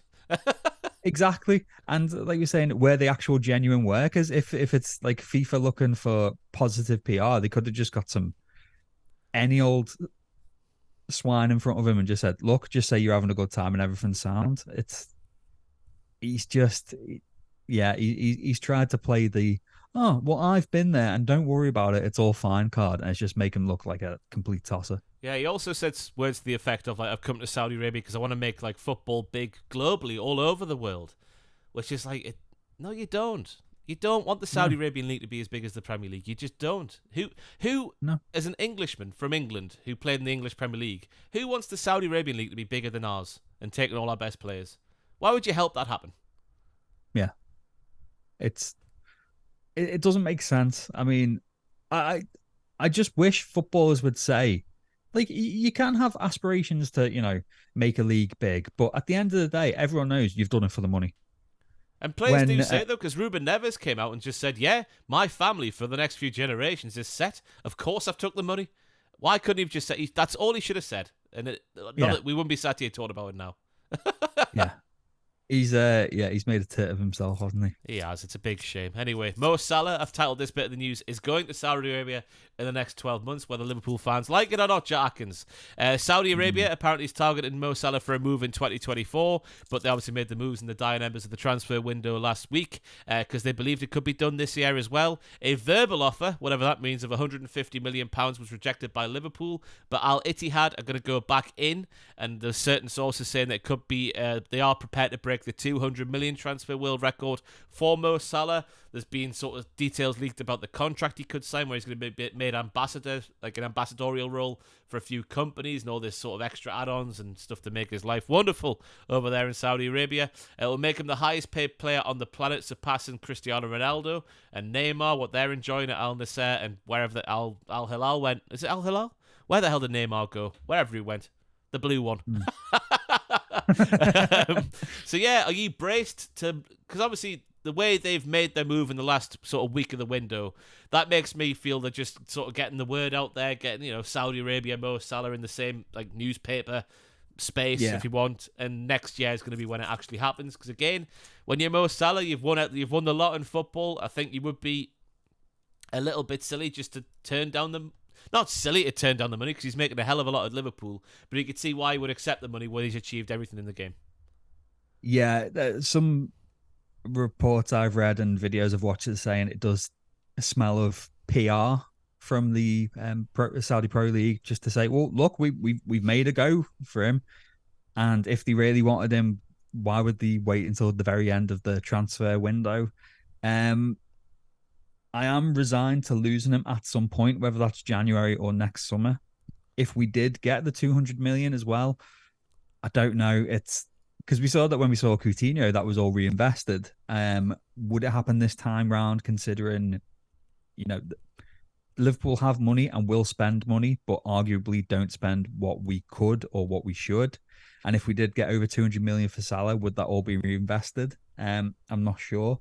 Obviously, as soon as this story came out, I think L'Equipe put, Mbappe would be tempted by Liverpool. And it's like, oh, here we go again. I can't be bothered with it. But surely that money gets Mbappe. It surely would, yeah. You just took that whole pot of money that you got for Salah and just threw it at Mbappe. Surely that gets him. You'd think so, but it's a precious ecosystem, it seems, the Liverpool wage structure. And if you're bringing in Mbappe on stupid amounts of money, you might have other people kicking off, and I'll say shrewd owners would probably balk at that idea. But it's a weird one, because if you say just black and white, £200 million for a 31-year-old player, you're like, oh, okay. But considering 31's arguably the new 28, and how do you replace Mo Salah? He's already proven again as the season's kicked off that he's still really important for us. So it's a tough one. Again, every player has a price, and when you are seeing that 200 and I think 215 million, I think, banded around, it does make you go. Because what you signed him for, like, was it 30 odd, 35, 30 odd million? Yeah. So that profit there after all he's given you. Exactly. Yeah, but at the same time, he's recently overtaken Robbie Fowler in the goal scoring charts, and he's showing no signs of slowing down. So I don't know. I'm resigned to the fact that he will be going, because obviously for getting, like you're saying, getting Neymar in, getting in global brand ambassador Jordan Henderson, and getting Ronaldo into the leagues, that's all very well and good. But getting, the most marketable Muslim athlete alive that's surely the jewel of the crown for this new league. You think so? Hopefully it doesn't happen, but I think it is going to happen in the next 12 months. Oh. Another one bites the dust. I can't see it. Yeah, I can't see it not happening. Yeah, it's a shame. There we go. In more wholesome news, Sergio Ramos has returned home to Sevilla, where he started his career back in the early months of 2004. He made 42 appearances for Sevilla before moving to Real Madrid when they activated a €27 million release clause when he was just 19 years of age. Ramos actively rejected an offer to go to Saudi Arabia. His former Real Madrid teammate Karim Benzema has obviously gone over there and wanted to join him at Al Ittihad, but Ramos said no to go back home. And I think I saw somewhere that he was earning so many £1 million at Paris Saint-Germain last season, or the season, whenever he was there, and he's earning 1 million this season compared to several million last season. So I know it's still $1 million, but he's taking a big pay cut, and he had the offer on the table as well. I think it's like 20 grand a week, isn't it? Yeah. Something like that. And someone said online, it was like, if you had to tell me that with Saudi Arabia looming, that Jordan Henderson and Sergio Ramos would be making moves in this window, and Jordan Henderson would be the baddie and Sergio Ramos the good guy. But this is great to see. I like things like this. I like players return to their home teams at the end of their career and being like, do you know what? Let's get a few more people on the ground. Let's sell some shirts. Let's have a good time and just have a bit of fun. He's still going to probably be a horrible little bastard, but what a player. Oh, I'm a big fan of Sergio Ramos. There's not enough people like him in football today. just knobheads. The dark art of central defending is a lost art in football, and him keeping it alive at the very top level has been one of my highlights of watching more European-based football over the past 10 years. He's an athlete. He's fantastic. Yeah, apart from the Champions League final loss that Liverpool suffered against them, but handsome bastard as well. He's got it all. Hate him. What was it he did to Salah again? Was it the 18 one where he injured him? Yeah, where he basically grabbed his arm, twisted it around, and just drove him into the floor. And it's just like, yep. Textbook wrestling there from Sergio Ramos. You love to see it, unless it's against your own team. Jadon Sancho, we've got to mention this big thing happening. He says he's been made a scapegoat by Manchester United manager Erik Ten Hag after Ten Hag revealed following the defeat at Arsenal that he was left out of the squad for poor performances in training. Ten Hag said Jadon, on his performance in training, was not selected. You have to reach a level at Manchester United every day, and we can make choices in that front line. So for this game, he was not selected. Sancho then responded to this with a social media post which read, "Please don't believe everything you read. I will not allow people saying things that is completely untrue. Excuse me. I have conducted myself in training very well this week. I believe there are other reasons for this matter I won't go into. I've been a scapegoat for a long time, which isn't fair. All I want to do is play football with a smile on my face and contribute to the team. I respect all decisions that are made by the coaching staff. I play with fantastic players and I'm grateful to do so, which I know every week is a challenge. I will continue to fight for this badge no matter what. It's a very interesting one because I did see the clip that someone released on social media this week, which it could have been from 2 years ago. I don't know when it was actually from, but they're doing the press-ups, and I think it's Casemiro in the foreground giving it the good, or Bruno Fernandes, I think it is. He's giving it, proper solid press-ups, and Sancho's sort of in the background giving it the ones where you don't really bend your arm fully, and it was like, ooh, that looks damning, but again, you don't know when that bit of footage is from. It's a weird one.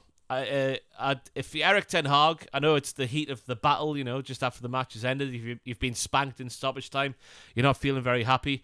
To throw a player under the bus like that in public feels a bit wrong.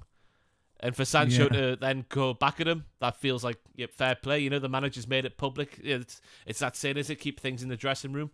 Why that couldn't have been kept in the dressing room, I don't know, because it feels like with the fact he has made it public, I agree with Sancho saying, yeah, you have been made a scapegoat. Yeah, especially after everything we saw of that Dele Alli interview saying about, how words can really hurt and certain narratives get out. I mean, it is fair to say he is underperformed at United. Has he been made a scapegoat? Again, like you said, the footage that's been making the rounds is only one perspective. We don't really get to see inside training all this much. Obviously, Ten Hag is a very firm manager, and if he doesn't like players, he just doesn't like them. But at the same time, I can't remember who wrote it. There was an article I saw this week, I think it was in The Guardian, saying that Man United are just a mess and no one's really taking responsibility for it. Obviously, there's everything with outside of football that's happened with Anthony this week. There was obviously the stuff we went over the other week with Greenwood. Yeah, Greenwood and his move and all that. It just seems to be a mess in all different sorts of ways. I don't know what is going on at United. I don't know if they need, if Ten Hag's trying to, like you're saying, put down some tough love and some discipline, and it's not working because it's been too lax for too long there, or I don't know. But it is just. It's bollocks at the moment, United, isn't it? It is bollocks because it happened in training, and if Ten Hag doesn't say that in public, then nobody knows about it, as far as I'm concerned. But again, if he's unhappy with his performance in training, and that's why he's not being selected, and he's been asked directly about Sancho, then again, maybe he is right to say that. So maybe it might give the player a boot up the arse. I'm on the opinion that if it happened in training, keep it in the dressing room, because nobody knows about it then, do they? If it's on the pitch and he's done something, then you can't avoid it, can you? But he could have avoided this one because it's all been blown out of proportion now, which is another headache for him that I'm sure he didn't want. Yeah, exactly. Has Sancho made the England squad? No, he hasn't played for years. You never know if Henderson and Maguire are still getting called up. You never know with Southgate. But I don't know if this international break will be crucial for him then. Whether you said if this does give him a boot up the arse and he goes, well, I'll show him in training, or if the reverse could happen, then where he's just like, what's the point? According to Wikipedia, which is the best source of information on the internet because anyone gets to edit it, Sancho hasn't played a game for England since 2021. Wow. Okay. 5 appearances he made for England in 2021. 23 caps overall, 3 goals. Yeah. But that's, surprising. Well, surprising and not surprising that he hasn't played for that long. He's not been good for Man United, though, has he? But then again, it's this stuff like this won't help, will it? You want him to turn it round. This isn't going to help at all, is it? Yeah, and it's like we were saying before with, you're saying during the Arsenal match, seeing a bit more kind of aggro, a bit more, not the kind of Bruno Fernandes style of aggro, but the Casemiro style of aggro. And when you think of the United teams of old, where obviously Ferguson didn't take any crap, but neither did Roy Keane, neither did Ryan Giggs, neither did Jaap Stam or anyone in that locker room, it feels like they do need, I don't know, I'm not going to say like an enforcer, like, like the Undertaker in the WWE to say, right, shut up, do your job. They've got Johnny Evans now. That's the exact guy they've brought him in for. Surely he is the locker room leader. Yeah. He is the conscience of Manchester United. Is it working though? Oh, I No. don't know. No, it's not. We'll have to see what happens in the coming days and weeks between those two there. No doubt there'll be more said publicly about it because they can't not now, can they? They've made it that big of an issue. Also this week we had the European draws. We had the Champions League draw, Newcastle in the group of death with Paris Saint-Germain, Dortmund, AC Milan. Bring it on. You want to be in the competition to play those teams. No Newcastle fans expecting to win the Champions League. We're there for the ride this season. So let's have a bumpy one. I'm looking forward to it. Well, it's one of those, isn't it? Yeah, because like you said, if you've got no expectations, then just enjoy the away days. I know you told me yourself you're going, maybe not to the game, but you're going to Dortmund, aren't you? So. Yeah, going to Dortmund just to breathe in the atmosphere, soak it in, drink it in, all those cliches. But I think we can the best we can hope for, I think, is to qualify for the Europa League. I think we can finish above Milan, which feels weird to say, considering they got to the semi-finals last season. But I'm looking at what the signings they made this summer.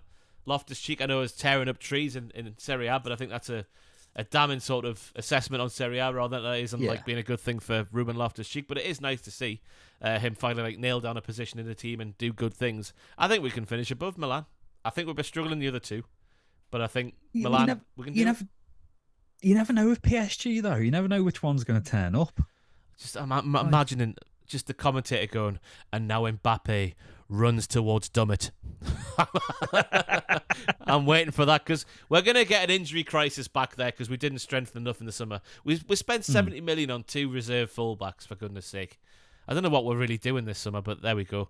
I'm just picturing a sort of defensive crisis towards the end of the group and Kylian Mbappé taking advantage of that. Yeah. Even like Rafael Leao running a damn burn, I'm not looking forward to him. But I reckon we can do Milan. Maybe even Dortmund as well. I've not really kept tabs on Dortmund for a little while. Who have Dortmund got in their squad? Dortmund's squad. I'm still Marco Reus. Yeah, he's probably still there. I'm still thinking back to the days of like Nuri Sahin. Yeah, who I sold a pair of headphones to once.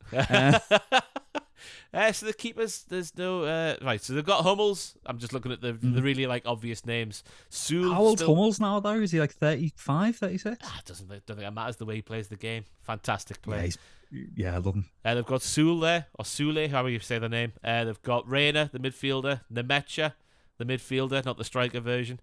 Julian Brandt, who always feels like he's one of those players who's there and thereabouts. Sabitzer, he's there this season. Yeah. Up front, they've got Haller. Oof. I say oof, but he was crap in the Premier League, wasn't he? But he seems to be a different kettle of fish in the European game. Adeyemi, good player. Daniel Malin, good player on FIFA. I know that much, but I don't know what he's like in real life. All right, we can take Dortmund. We're going to finish second in the group, right, behind Paris Saint-Germain. That's what's going to happen. I don't think we will do, but I think we can get into the Europa League, where I guess the other headline from the Champions League draw is Harry Kane is going to be playing against Manchester United after his name was flirted with them for so long. Hopefully he scores a hat-trick in both games against them, or a hat full of goals against them, I should say. Yeah, I'm just picturing that the scene in Point Break that was obviously mimicked in Hot Fuzz, where Keanu Reeves is aiming down his gun at Patrick Swayze and he can't do it and just fires into the air in frustration.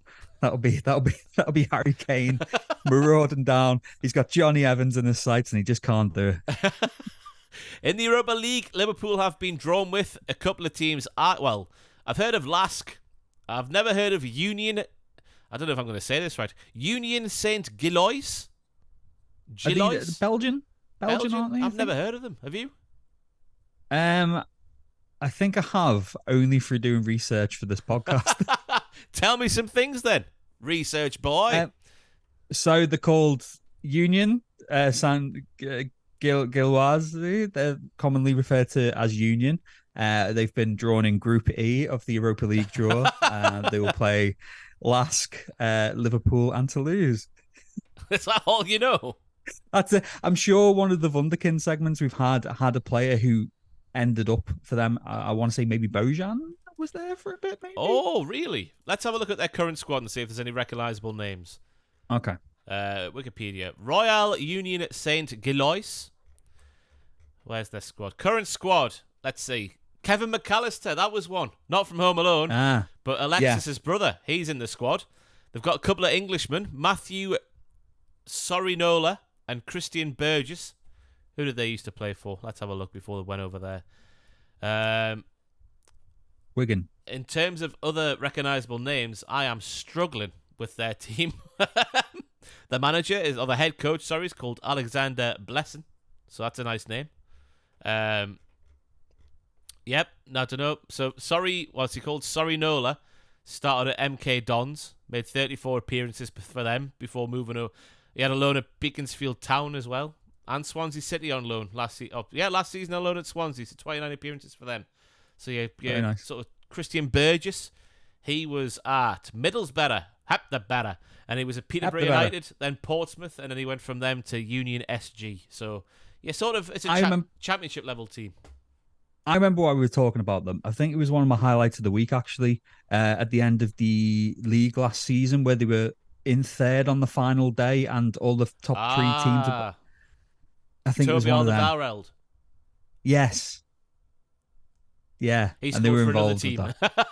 Yeah, but we're getting on. We don't have time to watch, all these leagues anymore. We barely have time to watch the teams we support because we're tired old men, and we've got to get tattoos and eat meat and sleep. Watch wrestling. Then we have Group A. West Ham have been drawn with Olympiakos, Freiburg, and Baka Topola, who sounds like a footballer, not a football team, but there we go. It's a fantastic name. And also in Group B, I guess this is the group of death in the Europa League. You got Ajax, you got Marseille, you got AEK Athens, and you got Brighton. So a tough one for them. But like we said, if they can continue their league form over to it, I think they'll be fine. They will. They'll be absolutely fine. Obviously, in the past week as well, as we like to do on the podcast, we look at the week back. In the footballs, we had the deadline day pass in the English Transfer League. Obviously, the Saudi Arabian deadline has still got a couple of weeks left to run, which is why they're making moves for Salah when they're doing. We'll ask the question, Jack Atkins, what have been your standout transfers of the summer transfer window? James Ward-Prowse has been a hell of a signing. Talking for Liverpool, at least, Soboslai's looked really good. Obviously, we did pay quite high for him. 60 million. Because I put down in my notes, 60 million for him looks like a good deal by the standards of the day. Yeah, but I mean, my mind's still stuck in 2008, where 60 million. It's like, whew, that's a tasty slice of money. Zinedine Zidane money. They've been the two that have looked really good to me so far. Obviously, he's gone off injured, but Arsenal getting the defender whose name obviously escapes Timber. me.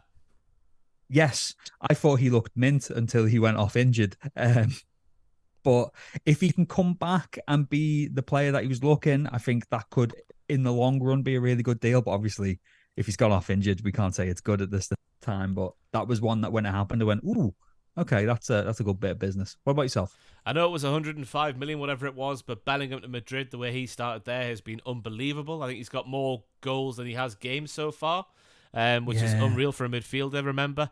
James Maddison, I was saying, like, another name that was heavily linked with Newcastle. I was like, maybe he doesn't quite fit into how we play with, like, the 4-3-3, but he certainly fits into what Spurs are doing. I guess they've been playing 4-3-3 as well, haven't they? He's just been floating about, hasn't he? Yeah. Picking the ball up deep and kicking on. Szoboszlai again for 60 million looks like a bit of a steal for that kind of money. James Ward-Prowse, as you mentioned there, for 30 is a very good deal. Villa getting Diaby, I think will come good. Like, he was good on the opening day of the season, but he's dropped off a little bit, I guess, as the team have as well. But I think that'll be a one to watch out for as well. One that piqued my interest was Callum Hudson-Odoi, who at Chelsea, flattered to deceive. He was obviously had big hopes put on his shoulders. One of those prestigious English talents who should kick on and be one of the greats of the game, but didn't quite do that. Nottingham Forest got him. It was either 3 million with 2 million of add-ons or 2 million with 3 million of add-ons. It was 5 million all in. And I think that's for him. All. Yeah, for him. I think that's a good deal, that. That's nothing, yeah. That's really good. And obviously the other one as well, Ansu Fati going to Brighton on loan. I think that's the highlights of the window over here at least. That reminds me of something I was meant to ask you before. How come Harvey Barnes hasn't been starting for Newcastle so far? Because Almiron is there. Yeah? That is it. And we've been playing Isak through the middle. In my opinion, it should be Barnes. I know Barnes plays on the left, but we've got Isak as well who can play on the left. I think Callum Wilson has to start now as much as he can do through the middle with Isak or Barnes off one side and then Almiron on the other side. But yeah, it's I don't know. To be honest with you, he's a lot more clinical than whoever's been up there, Anthony Gordon and Almiron. But then again, maybe Anthony Gordon runs a bit more than Harvey Barnes. I don't honestly don't know. Yeah. That's the only thing I put it down to is running. Maybe Gordon runs a bit more than Barnes. Oh, he's been getting about the pitch. That's for sure, Ross. That's No for doubt sure. about that. But yeah, there we have the transfer window coming to a close last week. It's still going to rumble on. I think there's still deals being made. There's a free agent 11. I think we should do a little video on Jack Atkins if you want to do that, where we look at the best free agent 11 that's still out there as the transfer window closes around the world, but not Saudi Arabia. The highlight of the week segment is where we look at the past 7 days of football, whether it be on Twitter or other things like real life, and we pick our highlight. Jack Atkins, I'll let you go first this week. What's your highlight of the last 7 days? Well, just like the way that my twat of the week is, there's always an established twat of the week, but I have to pick another one. My new highlight of the week, or the fortnight, because it's been 2 weeks since we recorded, is and it's going to be my highlight every week, is Jason Tyndall looking like a twat. But you've been hoodwinked by that picture, by the way. Someone photoshopped it. I know, yeah, with the little arm. But still, I can't stand the man. I don't know why Eddie Howe hasn't sparked him up. He's just an assistant manager. But he's giving it the big I am. He's got Pardew energy, and he's not even as good as Pardew. He's just got Newcastle the fourth. What, Jason Tyndall? Him and Howe are a tandem. It's not like Eddie Howe's the head coach and Jason Tyndall's just your bog standard assistant. They are a duo. They do everything together. They're always side by side, or maybe Tyndall just a bit in front. But he's a handsome man as well. I'd flaunt that if I had it. He is, as Lewis House would say, he's box office Barclays, but I just think he's a tit. But my real highlight of the week, there was a video that did the rounds. I saw it on Football Away Days on Twitter of a load of Hibs fans in Popwell, Birmingham, ahead of their match with Villa last week, and they were singing their hearts out to Sunshine on Leith before that was it. Second leg conference tie against Villa, and it was just wonderful. Especially when they lost the first one 5-0, was it? Yeah, and they don't care. You get them in Pop World. Oh, get on a bit of the Proclaimers. You'll fill that dance floor. But it's a beautiful song. It's often voted for by the kind of people who listen to Six Music and read Mundial as the best terrace anthem of all time. And obviously there's videos of them singing it. I think it's Hibs when they defeated, was it Hearts in the Scottish Cup? And there's a really good video of them just giving it the bifters. But it's one of those that every time I see a video of Hibs fans singing Sunshine on Leith, I'll click it and watch it. And this was another good one. Fair enough, especially when they lost the first leg 5-0. I saw the stat where it was like all the Scottish teams in sort of European qualification rounds against like whoever they played against, and the aggregate score was not healthy. Because Rangers got spunked on by PSV as well, didn't they, in the second leg? Which is a bit of a shame to see, but there we go. My highlight of the week is something I saw on Twitter this week. I thought it happened this week, but it turns out it actually happened on August the 19th, 2020. It's from a UEFA Youth League game between RB Salzburg and Lyon, where Florent de Silva is a player who's playing for Lyon, and he's taking penalties. And Salzburg keeper Daniel Antosh, he's trying to save the penalties, but for the first two penalties, he comes off his line and he dives to his right and he saves it, but the referee brings it back because he's done a Jersey Dudek and he's come off his line before saving the penalty. So the third penalty's lined up. Antosh sort of takes a step behind his line to make sure he doesn't come too far ahead. De Silva goes the other way, so dive into Antosh's left, and he saves it again. And it was wonderful to see 3 successive penalties, all saved, and the third one going in a different direction. Beautiful, especially because I've made no secret of the fact I don't like that rule for goalkeepers, because I put them at a disadvantage. Why shouldn't they be allowed to come off the line? As long as they're not running up and slide tackling the penalty taker before they even hit the ball.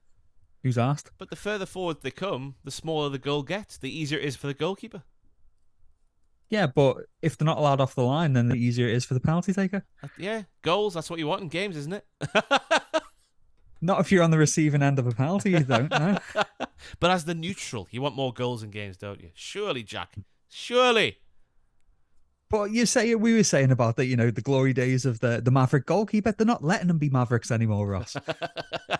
And rightfully so, probably, on balance, when you come to think about it, because what Dudek did in that final was a crime. We move on to the twat of the week before he can retort to that point I've just made. I've got to go for, I think Henderson would have been a bit of an easy one to take this week, but he's been a bit of a plot in the media. But I'm going to go for the Getafe social media team.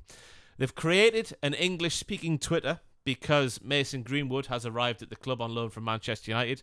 Manchester United aren't sacking Greenwood. They're just going to send him out on loan for a year and hope it all blows over while they go down for a pint in the Winchester, whatever that line is from Shaun of the Dead. I think there was a phrase in Mean Girls where it's like, stop trying to make fetch happen. I think I've got that right. And they're trying to make Greenwood happen like he's the second coming of the patron saint of football, Gary Lineker. But it's not. It's horrible to watch. The treatment he's getting it's tone deaf. I don't know what other words to use there, but it's not right. And the fact they're so relentless with it, it's disgusting. Yeah, obviously we talked about this at great length the other week, but Man U not releasing him it's a move that, like you said, them clearly waiting for it to all blow over. It's damning for them. It's like just get rid of him, move on. And then, like you said, and not the fact that Getafe signing him, whatever, but the fact that, like you said, they're trying to be like, oh, look at we've got him. Like, don't worry, all you fans, here we are with an English feet. No, look at what a great human being he is signing these shirts for these children. Like all that sort of PR bollocks they're putting out there. Everyone knows what happened. They're not going to forget about it. Just stop trying. Yeah, exactly. A gaff, as you say, a social media gaff, definitely. Here's a gaff. Who is your twat of the week? Well, there was so many to choose from. Obviously Bernardo Silva. But I didn't want to talk about the refs again because we've only recently made him twat of the week. I didn't want to make that arsehole in the Spanish Football Federation again because it goes without saying. Didn't want to say Jordan Henderson because we've gone over that at length. Didn't want to say Mason Greenwood because we've gone over that at length. So this has happened in the last fortnight rather than the last week. Chelsea, not the team, not the fans, the owners and the business side of things. Because they've spent since Todd Bowley's taken over £1 billion on players, but recently announced that they've withdrawn their full coach subsidy for domestic away travel, stating it was not financially sustainable to maintain a subsidy of just £10 per supporter, with the total subsidy budget allegedly $250,000 a season. Which when you spend a season, which when you spend $1 billion on players on 8-year deals, it's nothing. They can just piss off. It was Barney Ronay, I think it was, in The Guardian, did a really good article saying that, it's another one of the pitfalls of modern football where legacy fans, as they're seen, are seen as a hindrance because they're not going the club shop. They're not paying for the full match day experience. They're not, spending all the money on merchandise. So they're just like, oh, who really cares? But they're part of the reason why you are who you are, if you know what I mean. They're the lifeblood. Again, another cliche, but football without fans is nothing. And especially when they've floated so much cash to just slap the fans in the face, it's horrible. It's not nice to see. Amen. I hate the term legacy fan. I think we both fall into that bracket now, don't we, being over 30? Yeah, especially as me, who can't often get a ticket, and when he does, only spends his money on the ticket and makes sure to hit like the pie shops and stuff around the ground. They must hate me. But there's plenty of legacy fans as well who will spunk hundreds of pounds a season on season tickets. So that should count for something at least. But yeah, it's in the grand scheme of things, taking away that small pocket change, in terms of £1 billion spend. It's nonsense. Yeah. We move on to the Roberto Mailbaggio, ross@holdangive.com. Thank you for those who answered my worried call this morning, because I looked at the mailbag and over the last 2 weeks we had no submissions at all. So don't be shy. Your question will get answered. We went from a very busy mailbag to absolutely nothing over the past couple of weeks. What have we done wrong? Anyway, we start with, hey Ross, do you think West Ham has spent the right money, well or no? Thank you from Frank from Brisbane, Australia. And in a word, yes. I've got the transfer deals that are done here. Mohamed Kudus, who hasn't really... I think he came on for a little cameo, didn't he, the other day? For 43 million euros, this is in. He's got a big reputation, but remains to be seen whether he'll do good. Alvarez has started very well as the holder midfield arsehole in doing the ugly side of the game for 38 million euros. He's been a good signing. JWP, we've waxed lyrical about him. I remember saying a few weeks ago that I didn't think he was like at that top level where he takes, like Michael Carrick never used to take the game by the bollocks. He was always just, their Lincoln play, but he's certainly been effective for the way West Ham are going about their business this season with the set piece assists he's already got. And I guess you could throw in there Mavropanos, who used to be at Arsenal. Don't know what he's like these days. So at least with those three midfielders, I think they've done very good business. What about you? Yeah, definitely. like we said, loads. James Ward-Prowse has been a no-brainer, and he's settled well. For Kudus, he's another good signing, even though he's not really played much. We were linked for a while. I presume Chelsea, Arsenal, everyone doing a midfield rebuild was. Ajax boss Maurice Stein has admitted that they'll miss him. So it seems like West Ham have played a blinder. And like you were saying about Alvarez, getting two players from Ajax, it doesn't matter if Ajax aren't quite the force that they were, say, in the 90s or whatever, but it's that seal and mark of quality that playing for Ajax, it's worth its weight in gold. And if they can get two of their midfield and rebolster it with them, and also the fact that players from the Dutch league usually settle well in the Prem, as much as the season will go on, I think they could be an absolute blinder. Way aye. Up the hammers. Hello. Love the content, guys. Jack needs more podcast. Always a must listen. Hello. Ugh. That's Clive F to you, not Jack. With the trend of with the trend of posting football food online, what is your best and worst food you've had at a football game? And that comes from Scott. Obviously, a few weeks ago we spoke about the best pie in football, but in terms of the best sort of like holistic, everything, every type of food thrown in, I remember at my previous employer, they had a box at St James's Park, and they would invite me to that box a couple of times a season. And when you go there, you get a 5-course meal. And the last 5-course meal I had in that box, the main was ox's cheek. And I've never had ox's cheek since or before. And let me tell you, it was unbelievable. You walk in, beer is on the table waiting for you. Fantastic start to begin with if you enjoy a pint. Then you get, I'm trying to remember what the starter is now. The starter, oh God, I can't remember. What the hell was the starter? No, I can't remember.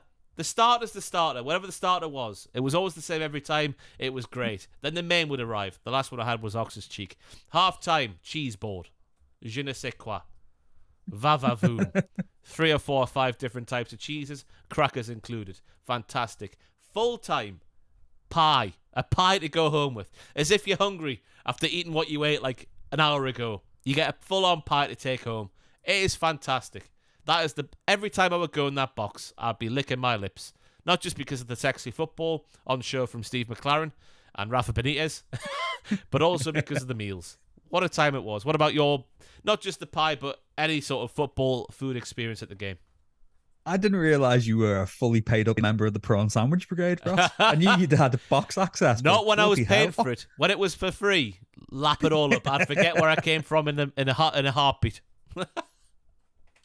Yeah, I'm usually just a simple creature. If I've not eaten in the day, just a quick pie from nearby.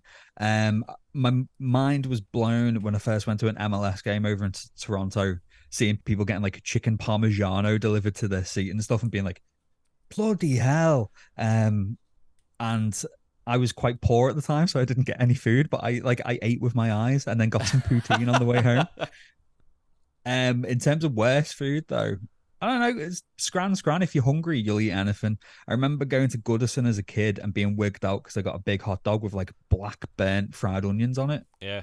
Which were nice, but were weird. And I've been to, not for a couple of years, but I've had some questionable burgers at Prenton Park before, where it's one of those where you're looking at it thinking, I am going to regret this, but at the same time, I've never seen anything more beautiful in all my days at this current moment.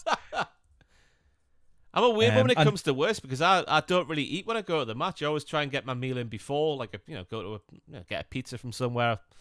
I would have a burger somewhere nice in the town before going up to the ground. But I remember last year, I guess it counts because it was at the Millennium Stadium, the Principality Stadium last year when the wrestling was there.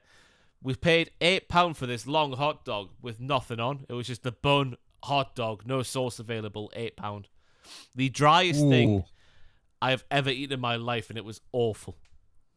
I tell you what weren't dry, though. The delicious popcorn and cherry brownies that were served in the Wembley Stadium press box. Hang on. Popcorn and cherry brownies?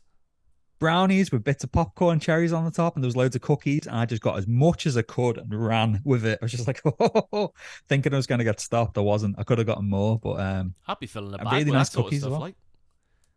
Yeah, I did feel like it, but I thought I don't want to, perpetuate outdated stereotypes.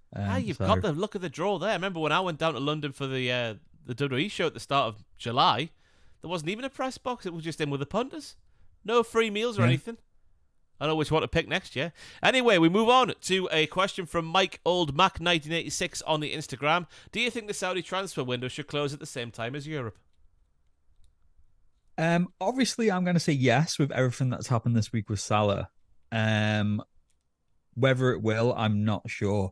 I did think about this, and at first I thought, oh, perhaps maybe then there's something about saying that after the European window closes and the Saudi one remains open, no one can move in that window, but they can put deals together for January or the following summer. But I thought that would be terrible because that would also cause further disruption. And if someone's already signed, then they may not play, etc. So no, close it at the same time if you can. Yeah, this bleeds into the whole like blanket rules for, European clubs have one set of financial fair play rules to follow. Saudi clubs don't have the same rules to follow. Everything regarding transfers, the window, opening time, closing time, the financial fair play restrictions, it should be a blanket thing for every single club in the world. Just so there's no messing about. It's an impossible thing to achieve, but I have a dream. I have a dream that all football teams should abide by the same financial fair play rules, which means, the Saudis can't take the piss like they have been doing. But yeah, every window in every bigger league in the world should close at the same time. Yeah, it would make things a lot easier. But and it all should be before the start of the season. The season should not start with the window still open. It all should be done and dusted 5 days before. What do you think? Yes. I don't mind it just in case, your player breaks a leg on the first game of the season, stuff like that. But then I suppose that's what emergency loans are for, isn't it? And journalists, right? Journalists should not be privy to information about transfers. I saw a tweet that was like, oh, it should be like the NFL, where there's a big event just before the start of the season where every Premier League team or whatever presents their summer signings all at one go. I think that'd be an amazing occasion. Not knowing who you've signed, then saying, oh, God, there's Szoboszlai. We've got him. Imagine what a fun day that would be. Oh, yeah. Handsome get. Yeah, but imagine being an Everton fan and be like, who've you got? It's like, oh, we've got Beto, but we've also got this lovely 6-pack of Pringles. And Ashley Young. Oh, God, I forgot about Ashley Young. But that would be part of the fun, wouldn't it? Just like, what on earth are you... Imagine having like fans in the building as well, just chanting like you, or whatever the chant about football players that aren't very, good transfer deals. You can't, it's not a swear. What a waste of money. I was trying to think it's got a swear word in, but it doesn't. What a waste of money. It would descend into chaos. Exactly. It'd be fantastic. What, a 20-team brawl? Yes. As a terrified 19-year-old from the Italian league stands there going, oh my God, what have I done? Basically, what you should do is get squash courts, 20 squash courts, and put them in a big room, and then put the fans from each club in the squash courts. So you've got the Arsenal squash court, they can't get out. The Bournemouth, Brighton, all the teams, they all have their own squash courts. And that's how you keep the trouble to a minimum while the noise is at a maximum. I mean, it's a recipe for disaster, but it would be a spectacle. It'd be like a car crash. Oh no, you just let them out one by one. The next squash court can't open until the squash court before has left the building. It all makes sense to me. This is why I have a dream. Another dream. I've got a second dream for this transfer unveiling ceremony thing to be a reality in football. But there we go. That was the Roberto Mail Baggio. Ross at holdandgive.com. Please send them in. We had nothing to go off when I woke up this morning. So thank you to the 3 lads who got in contact there for saving our bacon.